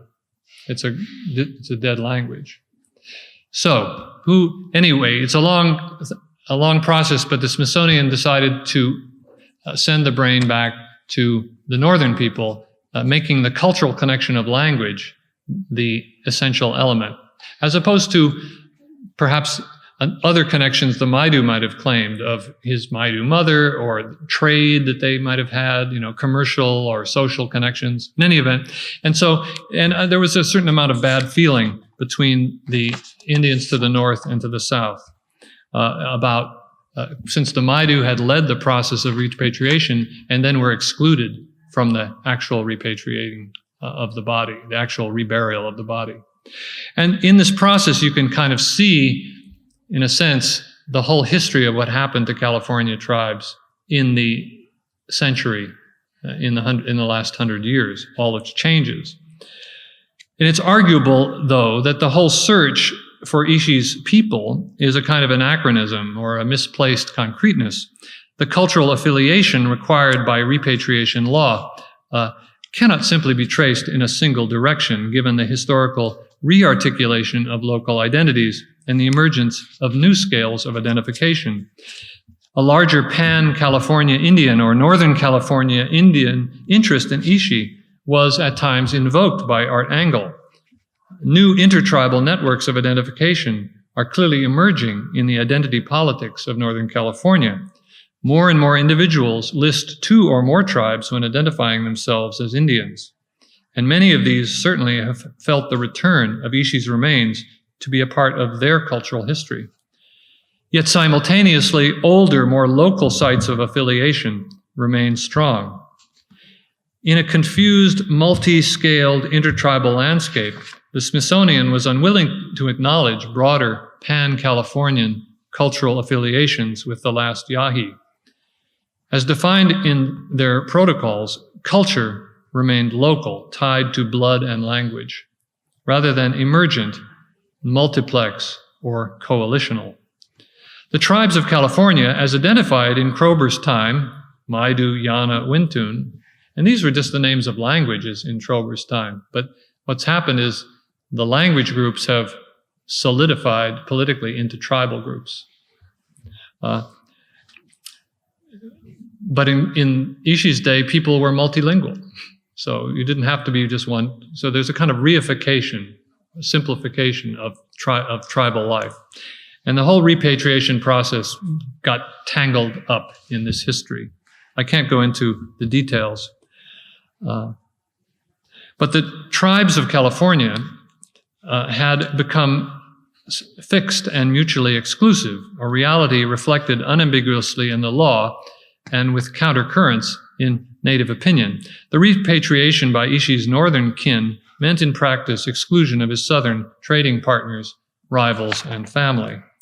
So the tension between the Redding and the Pitt Rivers and Maidu participants in the return of Ishi's remains was to some degree increased by the either-or context of tribal identity imposed by the law of repatriation and by the Smithsonian's decision. Older histories of tribal localism and rivalry may also have played a part. The rivalry between the Pitt River and Redding people and the Maidu in the south, which they're long stories, old stories here. In public, at least, though, there was diplomatic restraint, leaving opposed opinions uncontested. At the meetings I attended, and I followed this repatriation process. I went to these meetings and was a kind of an ethnographer, I guess. At the meetings that I attended, there was a clear consensus that the Yahi's return, Ishi's return, was a time for unity and broad participation in the healing process. And there can be no doubt that Ishi's return, like the many ongoing repatriations of native bodies in North America and elsewhere, has had a cathartic, healing effect. And in the public ceremonies I attended, distinct from other more restricted tribal events where I could not be present, an inclusive space was made for non-Indians, allies and participants in the repatriation process. We were all, in differing small and large ways, moved. And now in conclusion, back to Ishi himself. To Ishi's own enigmatic story, his sense of himself in narrative time. Who was Ishi addressing when he filled hundreds of wax cylinders with urgent recitations? And for whom did he keep other things unsaid? At the very least, he enjoyed speaking Yahi and telling old familiar stories for people who, though largely uncomprehending, at least took them seriously. Almost a century later, working with a half-dozen relatively well-recorded and translated stories that Ishi told to Edward Sapir, the linguists at Berkeley, Leanne Hinton and Herbert Luthen, have come up with some very intriguing clues. In one story that is relatively well translated, called Coyote Rapes His Sister. It's the sort of thing that Coyote likes to do, raping his sister. This is a story that Ishi recorded and which they can compare to a Northern Yana version of the same story recorded earlier by Sam Botwy. In Ishi's version, he gives unusual prominence to long, detailed recitations of daily life activities. He's telling a coyote story, but he spends half the tale describing the preparation of acorns. Do you know what are acorns? Those are the seeds of oak trees, you know, all those hard things. But it's a very important aspect of Indian diet in California, the ground up acorn mush. He spends half the story talking about grinding acorns. It's almost as if the proper story, the story of Coyote raping his sister, became a sort of appendage to a vastly expanded background, a kind of experiential or mnemonic world. Long, intricate descriptions of everyday activities are Ishi's signature, his way of telling. And the linguists go so far as to say that the style is so pronounced that it makes Ishi unique in the Native American recorded canon. They argue that his idiosyncratic manner goes far beyond anything he might have produced in response to anthropologists' demands for documentary detail. But why did Ishi speak this way? We should be careful, I think, about assuming that Ishi was addressing an Indian posterity. There were no longer any young native listeners capable of understanding his Yahi words. And he could hardly have imagined the present socio-cultural situation in which his words have taken on the value of recovered heritage. Luthen and Hinton suggest that the daily activities that were so important to Ishi kept the diminishing band of Yahi going for all those decades. His return to these in his storytelling was nostalgic, but nostalgic in an emotionally rich and a non-pejorative sense. He loved recalling these activities in a language of intimacy. Ishi's recollection is surely best seen not as an act of preservation or of transmission, but as a performance in a particular here and now. What sense did the past have? And did Ishi organize time in the categories of past, present, and future? Did he think historically, sharing Kroeber's sense of an ending, an epical rupture, a feeling that this whole past life was now gone? Perhaps he moved in time differently, edging, moving sideways into a new present with wariness and curiosity, while drawing strength and reassurance from practiced skills and stories. The cultural body or habitus he brought with him from Dry Creek. He may have had no future, but he was going somewhere. This is the history of survivance. One of Ishi's stories about Ishi, the stories that have attached to Ishi, has him exploring the new world of San Francisco, accompanied by a cosmopolitan papago bearing the Spanish name Juan Dolores. The wild man in the story is content to be wearing white people's clothes, sleeping in their beds, eating some of their food. And what songs are playing on his iPod?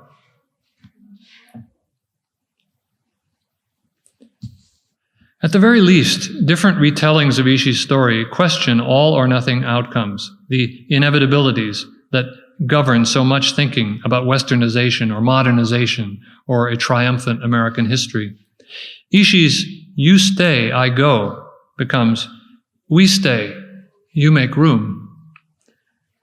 What became of Ishi's physical remains?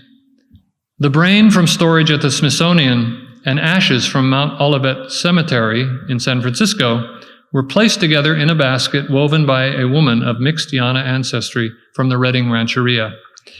The basket was buried secretly several years ago by a small group of old and young people from the Redding and Pitt River groups.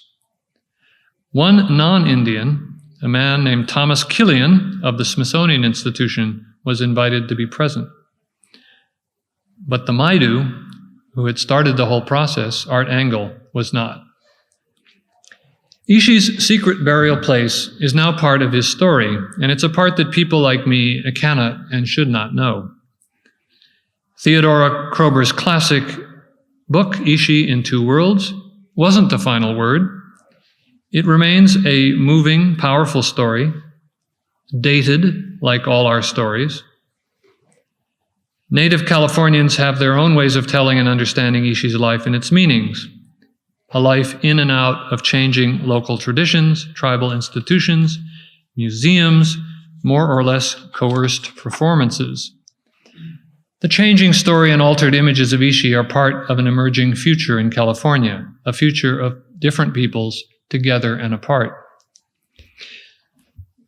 Ishi the man remains distant, however closely we listen to his recorded voice, his partially translated stories, and his songs. His story cannot belong to anyone, crucial though the native reclamation of his legacy has been. Ishi's story is still too richly enigmatic and productively ambivalent to be contained.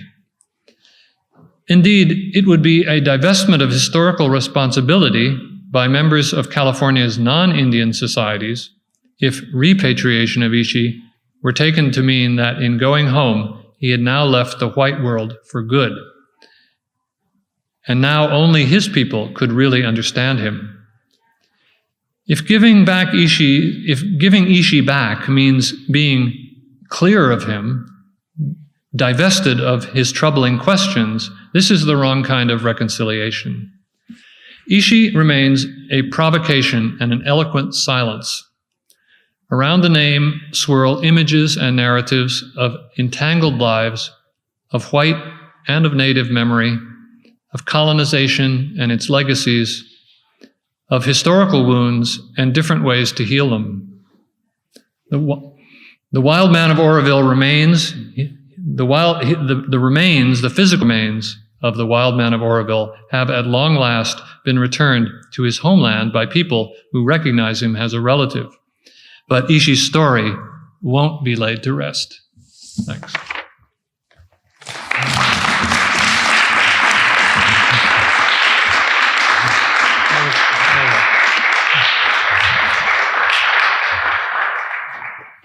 Bueno, lo que dice es que le interesa la reacción que les pueda sugerir esta historia, o sea, que no hace falta que hagan alguna pregunta o que sepan algo al respecto, pero que qué les parece, ¿no? ¿Qué opinión les merece?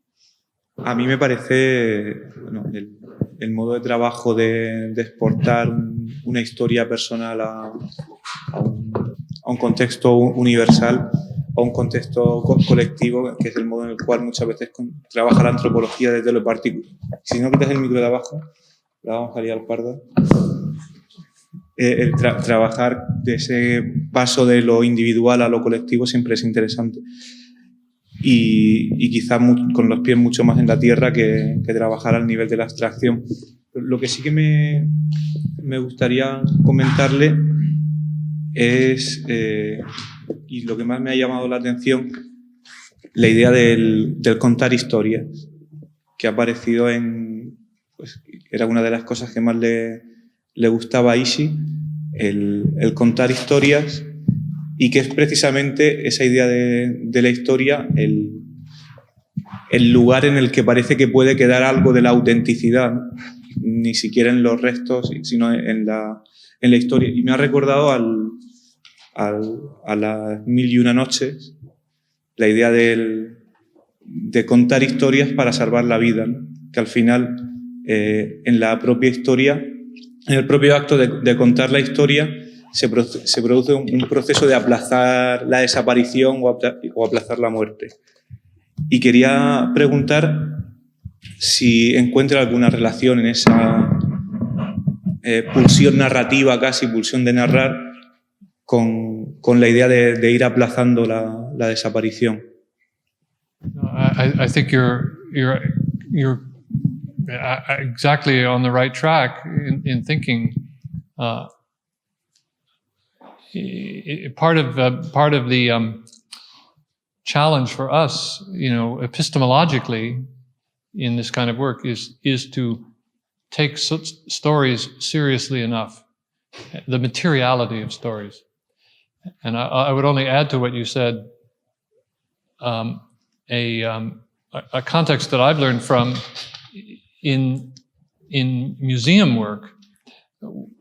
One of the things that's happening in the many museums, both in the US and Canada and in Europe, that hold in their basements artifacts from Native American cultures or Eskimo cultures or wherever that were collected in the late 19th century during this period of so-called salvage anthropology or salvage, museology. Because the notion was these cultures are dying, we have to grab everything and preserve it before it's too late. And people, you hear this still all the time. A lot of these objects are in Berlin and, all over. And actually in my talk tomorrow, I'm going to be talking about the renewed relation of some people, native people from Alaska, with objects that were collected in 1870 and ended up in a provincial museum in France, the only good collection of these fabulous masks. Well, the point is, what's happening is that, and this is in a way globalization from below, with the help of communications and travel and a whole lot of things, groups of native people, elders, some of them very old, but also some much younger people, some of them practicing artists, are now going to, say, the Museum für Völkerkunde in Berlin, and are going into the basement where they are spending weeks reconnecting with these ancestral objects. And these are objects that are family to them. I mean, these are objects where they can say, this this mask of a raven, you know, I'm from the Raven clan, so this is my people own this mask. And of course they don't own it, but they do own it. How do they own it? This mask is part of their family, and it's part of the politics of continuity in their culture. And there may be a group of 8 or 10 elders who go to the thing, but only one can speak for the raven mask, and another person, you know, will speak, you know, for the killer whale mask. This kind of, so the interaction with the objects is very specific. But what I learned from some of these encounters, which I've been fortunate to sort of observe, I guess, is that the actual object is not, there's not that much interest in the actual object. It's, you know, it's nice to hold it, it's good to see it. But what really matters are the songs and the stories that are performed in the presence of the object. So that, because what the object, the job of the mask is to activate the performance of the story, which are of the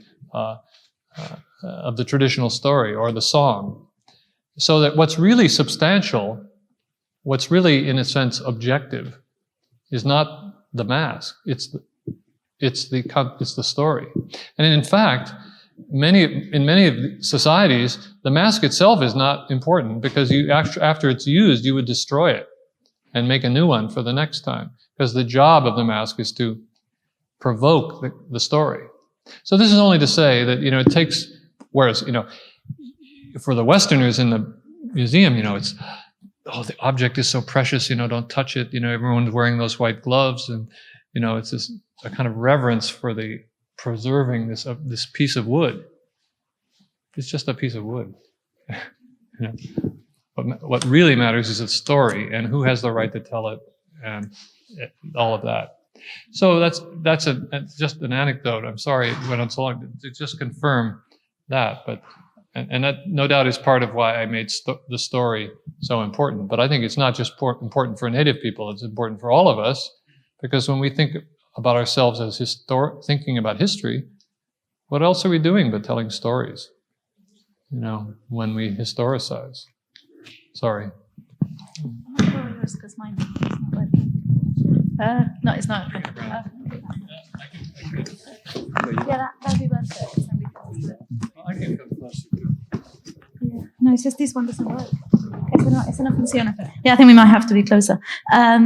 Sí, decir que estás completamente, que lo que decías acerca de las Mil y una Noches es justo a lo que se refería, ¿no? Que en gran parte, epistemológicamente, para los antropólogos, parte del desafío tiene que ver con tomarse en serio las historias, o sea, que tomárselas lo suficientemente en serio. O sea que cuando ha trabajado recientemente con museos, pues en los sótanos de muchos museos hay artefactos que se coleccionaron durante el periodo en el que la antropología se dedicaba un poco a rescatar o a preservar cosas que se suponía iban a desaparecer y tenían que ser guardadas antes de que lo hicieran, ¿no?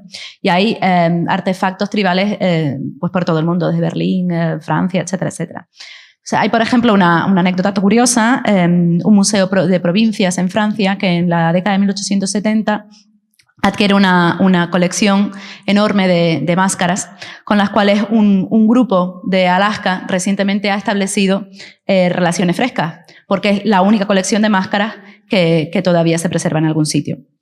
Con lo cual, esto es un ejemplo de lo que ya hablábamos ayer, de esa globalización desde abajo, o sea, a través de la comunicación, del viaje, que ahora es posible, esta gente indígena se da cuenta de esta colección que existe y comienza a reconectar con estos objetos ancestrales. Entonces, se van grupos, pasan semanas en el sótano utilizando estos objetos y las conexiones son a veces muy parciales, es decir, hay una máscara de una ballena asesina con la cual una persona que pertenece al clan de la ballena asesina sabe que se reconoce. Otra máscara tendrá que ver con otra persona que pertenezca a otro clan. Pero lo curioso es que la interacción con el objeto es muy específica y en realidad no es una interacción con el objeto en sí lo que importa es las historias que el objeto sirve para activar. O sea, lo verdaderamente interesante de estas experiencias es las historias y las ceremonias que tienen lugar a partir de esos objetos que son las que un poco sirven de catalizador. Una cosa es que, de hecho, en muchas de estas sociedades, los objetos, las máscaras, por ejemplo, después de contar la historia, eran destruidas, no se preservaban porque la idea es que tú simplemente construías una nueva.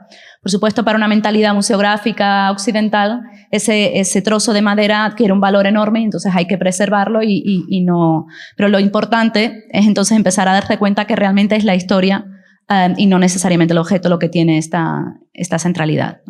Yo quería preguntar, sobre todo relacionar la conferencia que ha dado con las políticas públicas que se están dando en el estado de California y relacionarlo con la noción de autenticidad que también estaba hablando antes y saber hasta qué punto, bueno, para empezar, si hay políticas públicas de reconocimiento, por ejemplo, a descendientes de indígenas de California y en caso de que las hubiera, si exigen una autenticidad.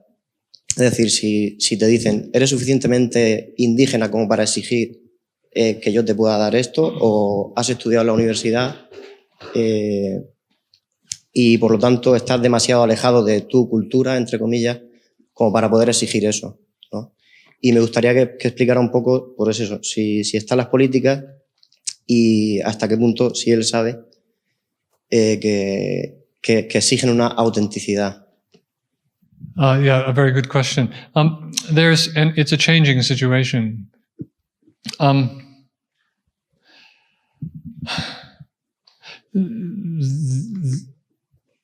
There are different ways for example, to get so-called to get tribal recognition, official recognition, and you might say, well, why would you need official recognition from the government?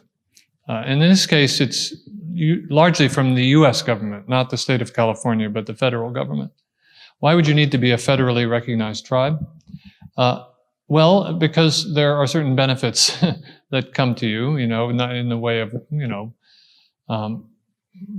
government programs, but especially now, the whole phenomenon of Indian gambling and the ability of recognized Indian tribes to build legal gambling casinos and to compete with Las Vegas for the revenues, the major amounts of money that come from gambling, and so to become a federally recognized tribe puts you into the status in American law of being an independent nation. In American law, it's a very complicated story, but those Indian tribes, even as they were destroying them and killing them off, in law they were always called nations, Indian nations. And in American law, in some very important decisions in the 1830s, tribes were defined as so-called domestic dependent nations. They were nations, but they were dependent on the U.S. government. But if you put the emphasis on dependent, on that word, dependent nations, then you get a lot of paternalistic government. But if you put the emphasis on nations, then you get claims to tribal sovereignty. So in the current context, it has been possible for Native American tribes to assert sovereignty and to build gambling casinos, which are very profitable. Americans really want to gamble. They really want to, and these casinos, many of them have golf courses and, restaurants, and they can be pretty big operations. Some are very big, some are very local, very local ones. A lot depends on where the tribal land is. Is it close to Los Angeles? Is it have good access? But, so, people want recognition for those material reasons. They also want recognition just because there's a kind of dignity and a sense of existing in the public eye that recognition brings. I wouldn't underestimate that too. Now, some tribes in California have federal recognition and some do not. And some of the ones that do not were kind of like, it would be as though Ishi's people, the Yahi, who most of them, they just dispersed and they went and lived with other people. But imagine that a bunch of people who had Yahi ancestry kind of came back together and said, hey, we've come back after 100 years, none of us speaking a language, but here we are, and we want to get some federal money and some federal land and have a Yahi reservation in Mill Creek and build a casino. Now that would be a long shot. They would not get tribal recognition because they have been much too decimated and dispersed. But there are other groups that are much more, where the kinship ties and the connections are much more real, but they never had a land. You see, in California, there were no reservations. Elsewhere in the Great Plains and elsewhere, there were Indian reservations, some of them pretty large. California, they just had these things called rancherias, which were like little tiny reservations or holding areas. In any event, the question of recognition, who gets recognition, is a very big deal, and the government is involved in it. And so is Alfred Kroeber, as I'm coming around to that, because Kroeber published in the early 1920s the fruits of all this research he did on Native California groups, which is a prodigious amount of research. He published a book called The Handbook of Handbook of California Indians, about 800 pages long. And in it, he talked about tribes that he said had disappeared.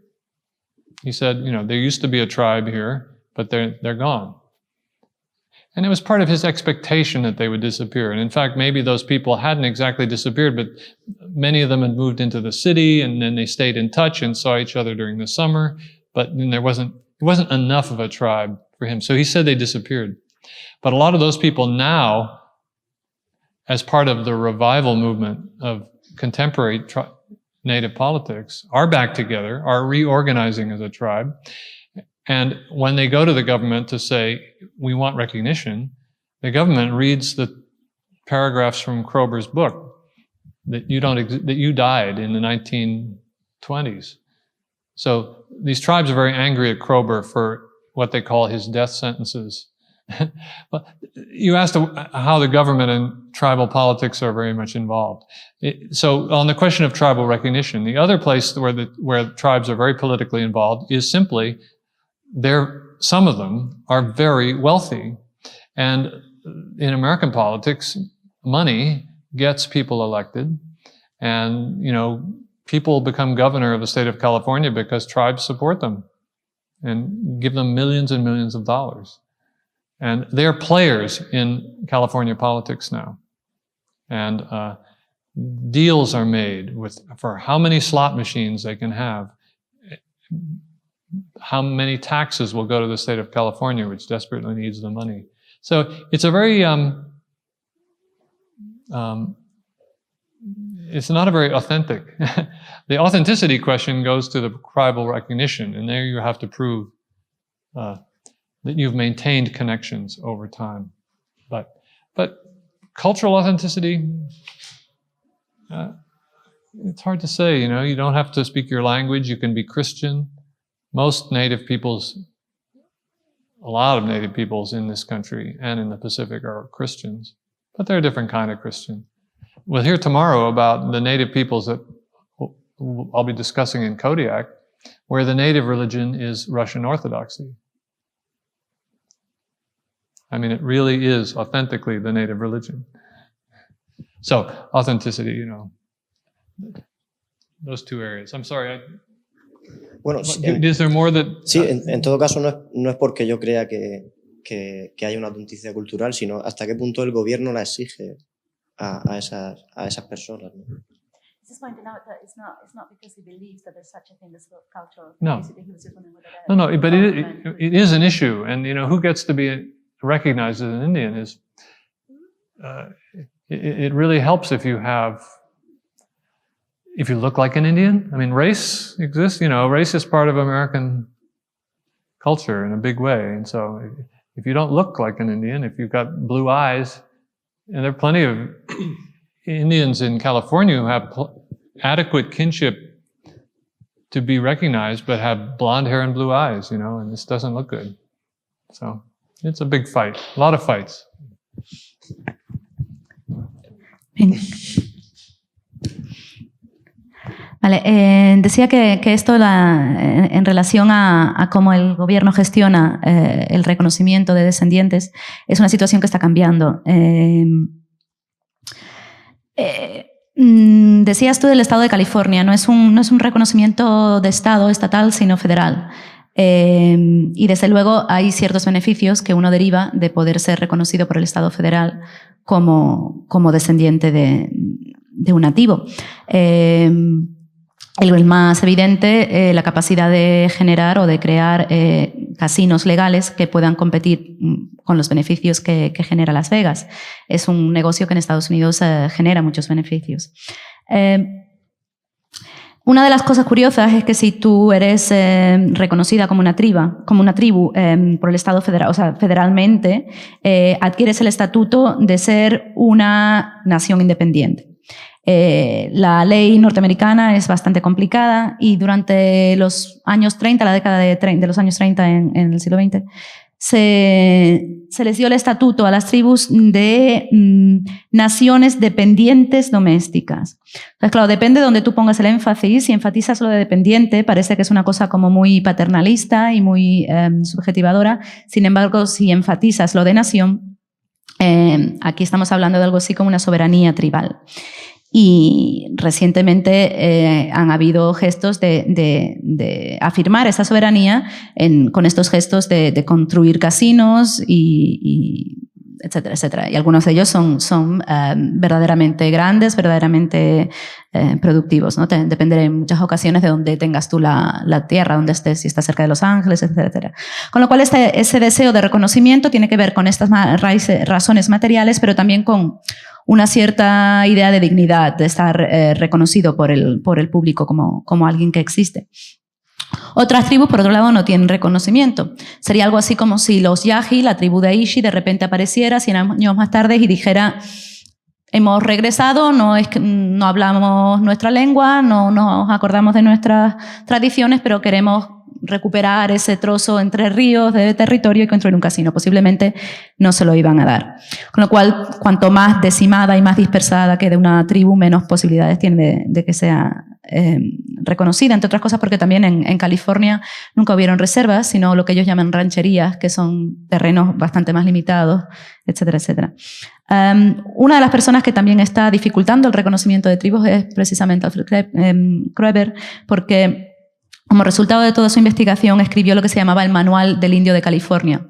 Y en relación a muchas tribus, él escribió: desaparecieron en 1930, porque a lo mejor tenía esa idea de que iban a desaparecer, que era algo inevitable, quedaban algunos reductos de gente, pero le parecía que ese era el destino. Con lo cual ahora personas que a lo mejor no habían desaparecido, simplemente no estaban viviendo juntas, se reunían de vez en cuando, mantenían algún nivel de tradición, pero no el completo. Cuando se reúnen para intentar hacer algún tipo de solicitud de reconocimiento, el gobierno lo que hace es irse al manual de Kroeber y decir: no, mira, tú desapareciste en 1920, con lo cual no. Así que hay bastante mala publicidad que él se ha ganado con esto, ¿no? Por otro lado, él decía que algunas de las tribus nativas son extremadamente ricas y poderosas gracias a esto, con lo cual en los Estados Unidos el tener dinero te compra poder político también. Es decir, o sea, algunos gobernadores de California ganan las elecciones porque las tribus los apoyan, con lo cual esto también complica la situación. Y luego, en respuesta a esa última interjección que tú hacías, que no es que tú creyeras en la autenticidad, dice que sí, no, pero que de todos modos sí que es verdad que esto de la autenticidad cultural juega un papel. No se trata tanto de que hables el lenguaje, muchas veces no lo hablan, o de que mantengas una religión, pues muchos son cristianos. Decía que mañana hablará de una tribu de Alaska que de hecho son ortodoxos rusos y esa es su religión nativa. Pero sí, por ejemplo, la cuestión de la raza juega un papel muy importante. O sea, tú puedes a lo mejor tener un parentesco muy claro con una tribu, pero si eres rubio con ojos azules por algo que se te mezcló, ya no, aquello no va a funcionar, ¿no? Bueno, mi intervención va otra vez a la figura de Ishi lo veo como el último eslabón de una cultura que él ha querido transmitir de una forma oral, pero lo veo vulnerable frente al impacto que supuso para él enfrentarse a la civilización del hombre blanco. Y me gustaría saber y que me contestara hasta qué punto estos relatos que forman parte de su tradición, de sus usos y de sus costumbres dentro de su tribu, no fueron como una autodefensa y la única manera que él tuvo de defenderse ante su propia vulnerabilidad y el impacto en una inmersión de una cultura que por todos los lados le desbordaba, aunque se quedara a trabajar, que me parece una solución muy buena para él en un museo. Yes, it's a very good question, and I'm sure that some kind of self-assertion or self-defense, I don't know why he was so enthusiastic in the telling of stories to people who could not understand them. It's one thing to be polite, to be a good ethnographic informant, and maybe you're grateful to the ethnographer for looking after you, or you're just polite or something, and you try to answer and you tell the story. But he had a deep passion for telling these stories. It may be that sometimes I think that when you're alone so much out there in the wilderness, hiding, you don't get much opportunity to speak. I don't know, maybe he did speak. But maybe he just loved the feeling of the language in his mouth. And so, or that was just this sense of this guy, Vizenor would say, he is asserting the existence of another Indian than the Indian who is named by the words Ishi, which were, Kroeber invented that name. Because, I don't know if I made it clear, but in California Indian tradition, everyone had more than one name, and there would be at least one name that no one knew. Maybe your mother knew it, but that would be the only person no one knew. And then others that were used for different social purposes. But none of those names were known. The only name that was known was the name that Kroeber invented, and it means in Yahi, to the extent Kroeber could know. Kroeber knew a little bit of Yahi. It means man, it just means man. So for Vizenor, he would say that the self-defense aspect of it would be that Ishi was just showing them how much they don't know, how much was real and important and powerful in that tradition. And its power was precisely that it could not be translated. So, but what do you think? We're all guessing. But we tend to think, when a so-called informant speaks, that they're expressing their culture.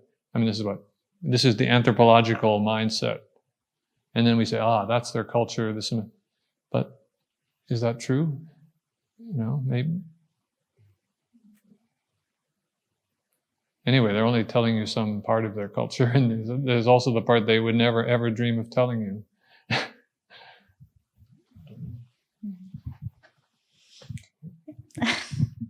Sí, decía que sí, que podría haber algo de autoafirmación o de autodefensa, pero que en realidad él no sabe por qué Ishi tenía tanto entusiasmo por estar contando estas historias a gente que no podía entenderlo.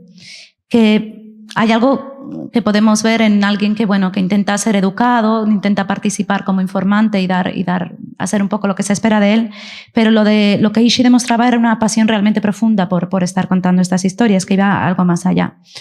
Por un lado, podríamos pensar que al haber pasado tanto tiempo bueno, huyendo y escondido y solo, no hubiera tenido muchas oportunidades de hablar. Entonces hubiera sido simplemente ese placer de sentir el lenguaje en su boca, ¿no? O sea, de poder hablar por fin con quien fuera.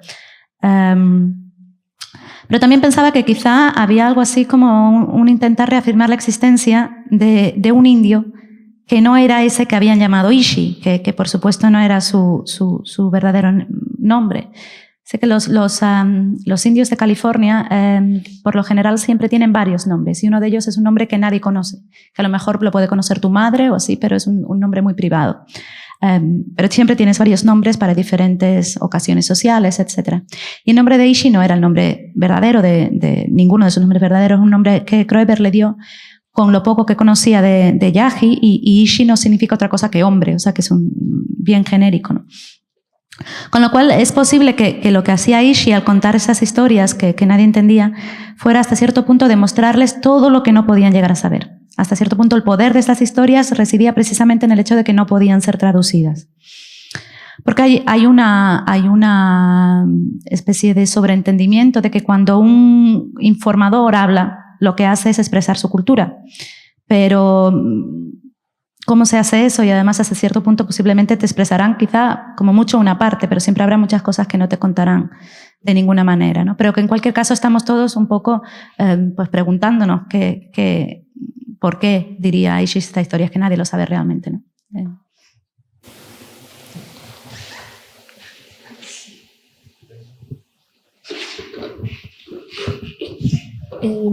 Bueno, yo quería, primero que nada pido disculpas porque llegué tarde, entonces capaz que estoy preguntando algo que ya dijeron. A mí sí me parece importante que el cuerpo de Ishi esté con los miembros de la tribu, sobre todo porque no sé si esta tribu se convirtió al cristianismo o no. No sé qué clase de cristianismo puede ser en caso de que se haya convertido, o sea, si es un cristianismo sincrético o lo que sea, pero en la mayoría de las tribus que están vinculadas con los ancestros, es muy importante el rol del cuerpo aún después de muerto, ¿no? Digo, por ejemplo, está la tradición también en América Latina de muchos líderes que fueron despedazados para que su cuerpo no pueda ser recompuesto y la gente no pueda seguirlos, como por ejemplo Zumbi, Tupac Amaru, etc. Entonces, bueno, en fin, lo que quería saber era por qué era que la tribu reclamaba el cuerpo de Ishi. Quizá podía tener una relación con esto más allá de las historias que me parece también una forma de preservar esa cultura. No sé si queda claro o entreveré mucho. Well, it's hard to disentangle the contribution of Christianity to the contribution of traditional belief systems in almost everywhere, but certainly in California. And there were some, there's some very strong syncretisms of those two religions, obviously, and throughout Latin America, as I'm sure you know. But you're absolutely right that the vision of a complete body, of the restoration of a body to its wholeness, is extremely powerful image. I mean, it's a very powerful symbol. I mean, it's kind of obvious.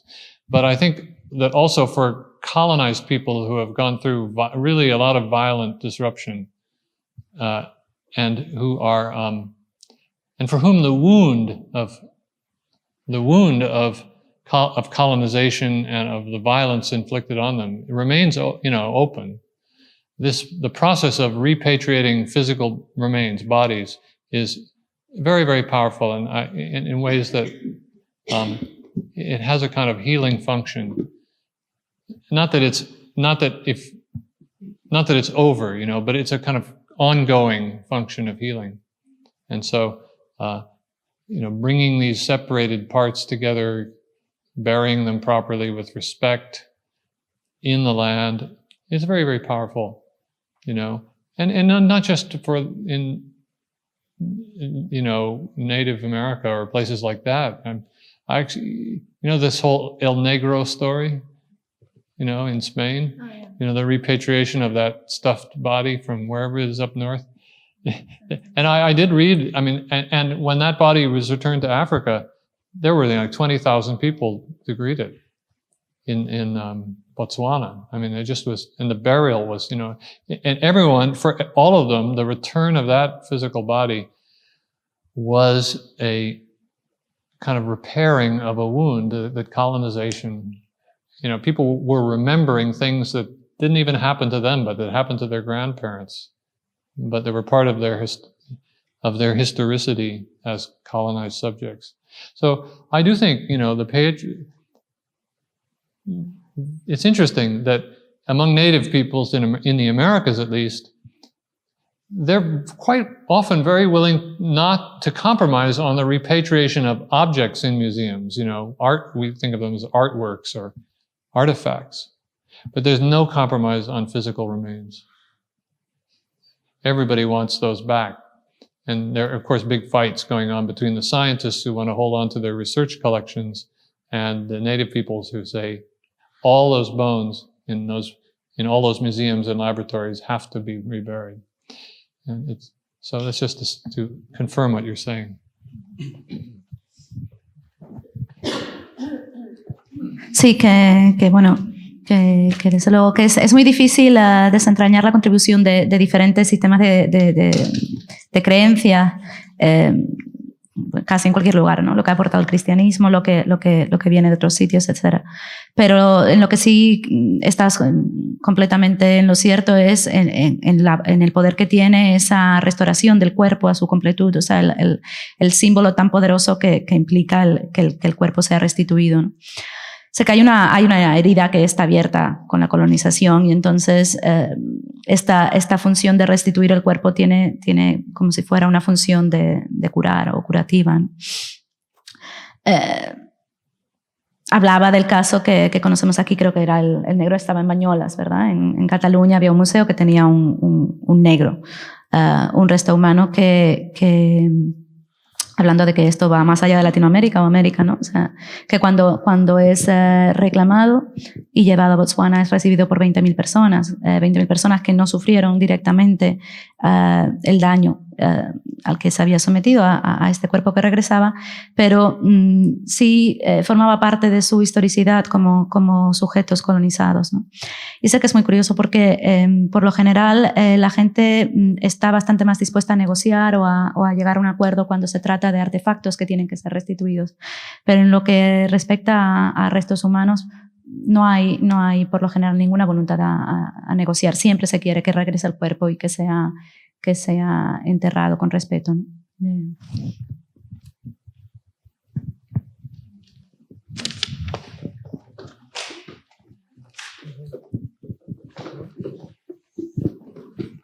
Buenas noches. Gracias a los organizadores por la oportunidad de poder estar aquí, primero que nada. A mí hay una parto diciendo que me han gustado las dos presentaciones, la de ayer y la de hoy, pero tal vez me ha gustado más la de ayer. Y voy a decirlo porque me ha gustado más la de ayer, porque a través de por qué no me ha gustado un poco o me ha causado cierta disonancia la presentación de hoy. Hay un aspecto que a mí me parece que es bastante interesante en la exposición de hoy, que tiene que ver con la idea del artefacto indio, de la noción esta de James Luna de ponerse él en medio y que los relatos fluyen, ¿no? Y que los objetos en definitiva vayan construyendo esa identidad. Pero me parece esa idea que me parece muy potente, un poco contradictoria con la final, la de la narrativa. Y la narrativa es la dimensión del trabajo que la narrativa hace respecto a la integración de ciertos elementos. La narrativa tiene cierta integración bastante potente y ahí entonces me resonaba al final de la exposición la noción vieja, digamos, de la construcción del objeto científico, ¿no? Es decir, y ahí me quedaba la duda, si acaso la seducción del objeto ese que vimos de la antropología que tomaba Aishi de una determinada manera, es la misma seducción de la narrativa. Me parece que al final queda como demasiado redondo la narrativa de la exposición con respecto a esa construcción o en igualdad con esa construcción de objeto antropológico. No sé cómo lo ves, cómo se podría ver eso en términos de oposición de visualizar un artefacto y la narrativa y la construcción científica que eso tiene detrás.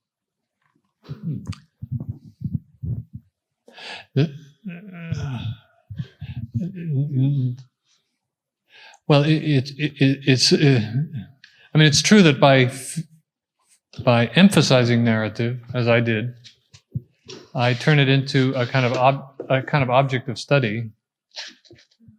So, in that sense, it's like a scientific. It becomes like a scientific artifact, or it becomes objectified in some respect. So that raises a really interesting question: how is it possible to have a topic? How is it possible to have an object of study? Is it possible to do that in a way that doesn't reproduce a certain power both epistemology and power relationship that we think of as connected with sort of objective science? And my answer to that is not an answer, because I don't think there's a good way out of it. But I do think that one way to do it, one thing that can make it less like an object of objective science, is to make clear that myself, I'm also telling a story about the stories, so that instead of being me standing outside looking at the array of stories being told about Ishi, my story becomes one story among the stories. And then the second thing, which I do try to do in some other portions of this essay, which is very long, is to see the ongoing relationality of these stories, including my own, as elements of what could be developing in California in some sense as a post-colonial California. Not something that we can aim at, or not as some clear goal, but as something emergent. And because this would be something about the coexistence of many stories about this history, and as ways not some sort of playful,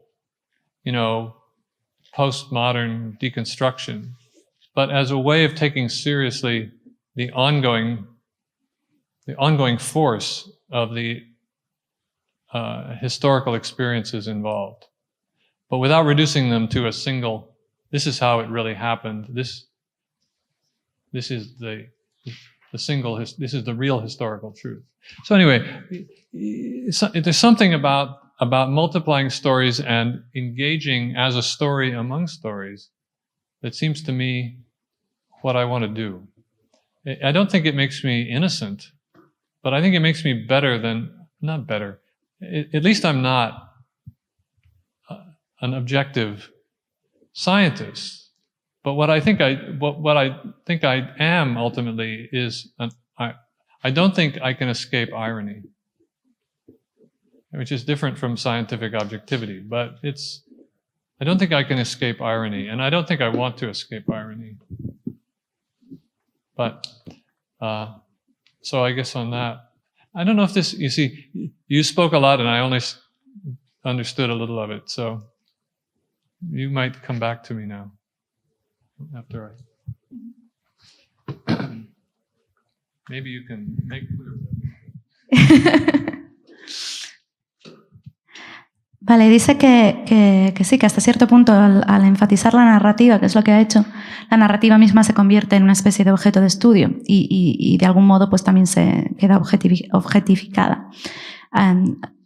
Con lo cual sí que se urge esta pregunta, ¿no? ¿Cómo es posible tener un objeto de estudio que no está hasta cierto punto siendo una especie de afirmación de su propio valor como objeto científico? Entonces dice que quizá no es tanto la respuesta, pero sí alguna especie de estrategia. En primer lugar,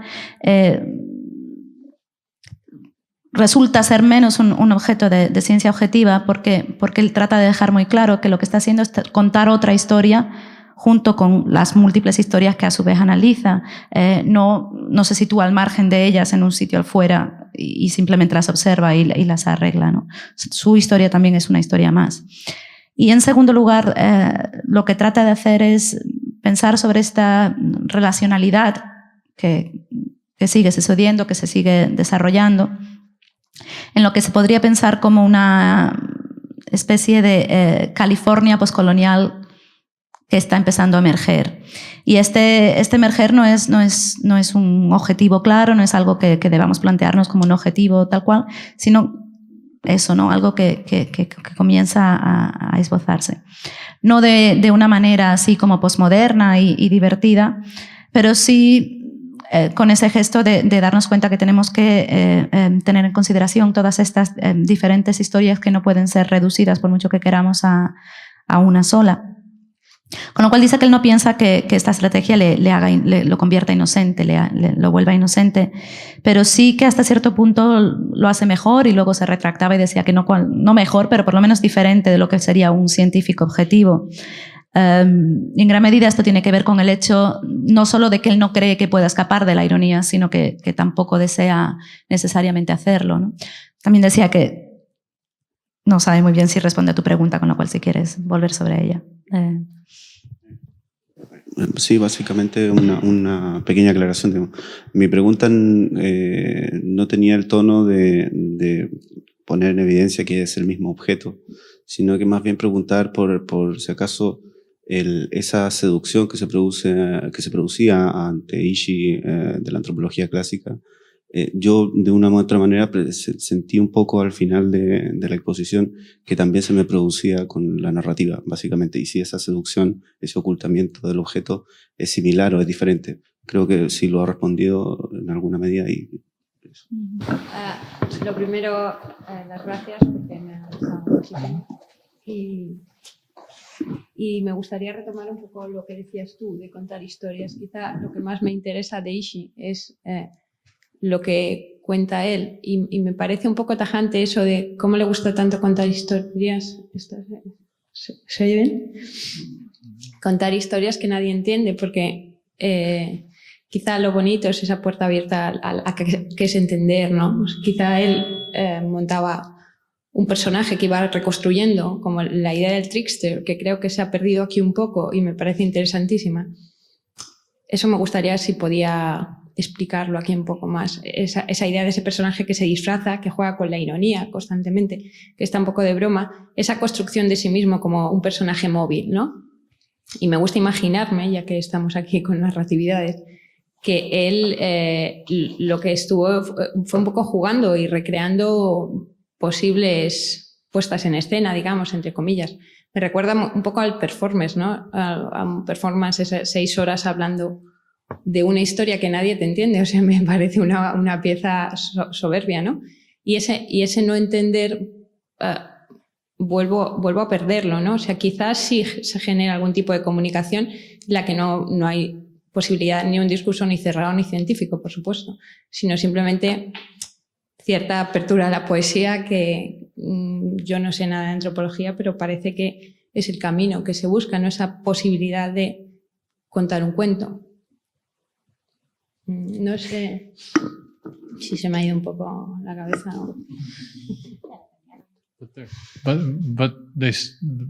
But they all stay there because they're anthropologists. They can't leave. So you go there and you are supposed to be really interested in art, in contemporary art. So you stay for a long time looking at a guy having coffee or whatever. Yeah, a John Cage performance. Yeah. Yeah, well, yeah, I wasn't there, and I don't know how it happened, and but I think it's interesting to bring up performance art, and and I'm working with the idea of performance a lot and thinking about all of these relationships. And I think that too, you can certainly find that in lots of indigenous traditions. There's a coming together of different performative traditions. There's an articulation around performance in all of these. Because performance is such a big part of ritual life and really all aspects of many native societies.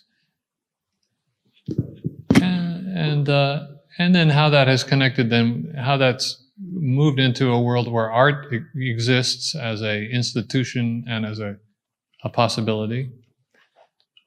That wasn't there for Ishii. I mean, I don't think he was doing performance art, but it could certainly look like that to us. And Gerald Vizenor, who I quoted, I think definitely sees it that way.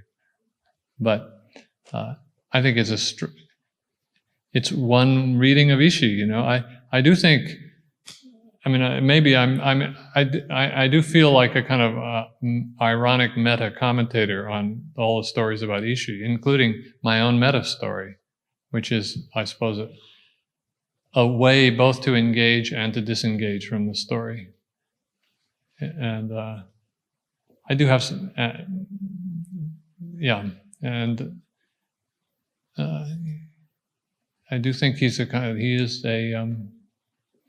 is a true enigma, but he's an enigma that carries with him so much history and so much, history that still matters in our state, say in California and anywhere. So I guess that's why I'm drawn to him. But it's not him. That's why I made it about call it Ishii's story. I could have called it Ishii's stories, but I worried about the title, and I think, why not call it stories, Ishii's stories? That's really what it is. But by calling Ishii's story, even though I know that there's no way that we could ever know Ishii's story, that in any way belongs to him as a sort of unique individual. By calling it that, you evoke the desire for that, and then you frustrate it. Or complicated. Anyway, that's, I guess, what I keep thinking I should change the title, but I just keep coming back to calling it Ishii's story. I'm not quite sure why, but it feels right, given what I'm doing with it. But also, it also means that there is something in it that really is still his, but that I or we will never know. But it's definitely, we want that to be registered.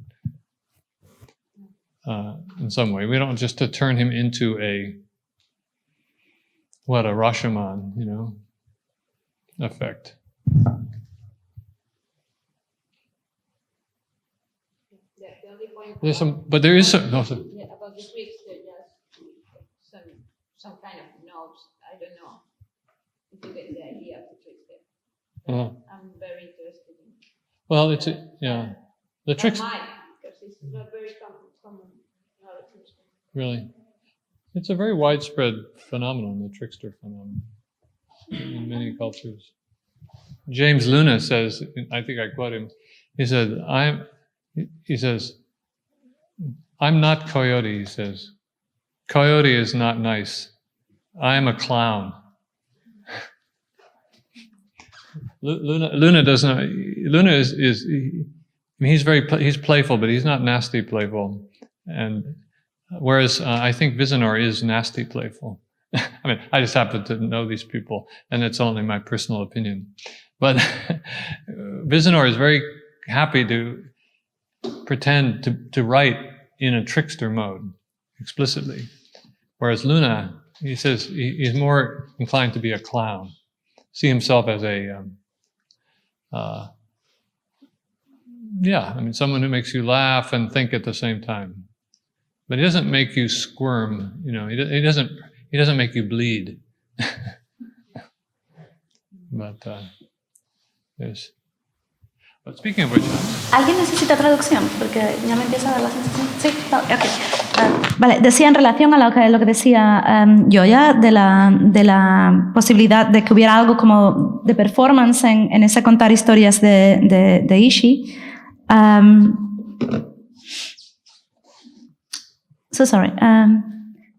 Dice que sí, que desde luego puedes encontrar esa lectura, ¿no? en todo esto. Y de hecho la performance es una parte muy crucial de la vida ritual. Con lo cual siempre estaba ahí. Ahora, por supuesto, ya existe como una institución, como parte, como un género artístico a nivel global, etcétera. Con lo cual se abre todo un campo de posibilidades, pero una posibilidad que no existía para Ishii. O sea, Ishii desde luego no estaría pensando en términos de performance, por mucho que su acto tuviera algo que ver con eso. Dice que Bisonara, quien estaba citando, este novelista, la lectura que hace de Ishii es precisamente esa, ¿no? Que había algo como muy trickster en esto. Dice que él de cualquier modo siempre se sitúa como una especie de metacomentador irónico en todas estas diferentes historias que se pueden contar sobre Ishii, incluida su propia historia. Y esta es una manera, por un lado, de implicarse y simultáneamente desimplicarse de este enigma así como tan irresoluble que plantea Ishii, que acarrea además al mismo tiempo una historia que sigue siendo importante. Por ejemplo, con el título tuvo bastantes problemas porque su texto se llama La historia de Ishii y muchas veces ha pensado que se tendría que llamar Las historias de Ishii, puesto que no hay ninguna historia final o única que vaya a darnos esa historia definitiva. Pero, por un lado, el mantener la historia de Ishii sirve para evocar y al mismo tiempo frustrar este deseo de una historia verdadera o última, o por lo menos complicarlo. Y al mismo tiempo preserva o por lo menos registra la existencia de una historia que verdaderamente le pertenecía a él y que a nosotros nos es vedada, ¿no? Hablando de esto de Trickster, después que insistía yo ya de que profundizara un poco más, bueno, es verdad que es una figura que quizá no conozcamos, pero decía que el Trickster, el coyote, no es una figura benigna, en cualquier caso no es como bueno. O sea, decía que James Luna a lo mejor decía, yo no soy coyote porque coyote no es buena gente, yo soy un payaso, que es como bastante diferente. Decía que, por ejemplo, Bisonar sí se entiende a sí mismo como un coyote o como un trickster, o sea, que es un payaso, te hace reír y al mismo tiempo pensar, pero además te hace sangrar, ¿no? O sea, que tiene ese tal.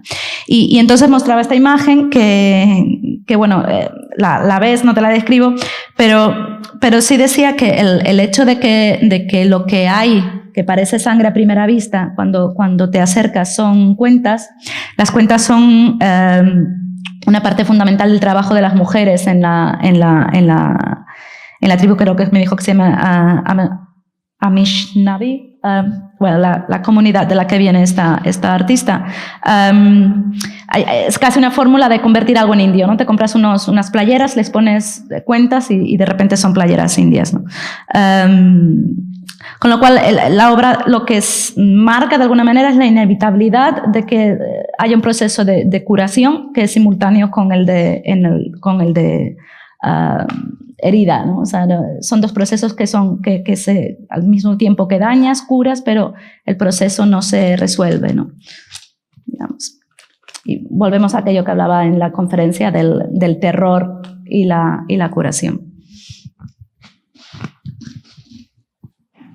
I think so. Vale, pues volvemos mañana. Muchísimas gracias.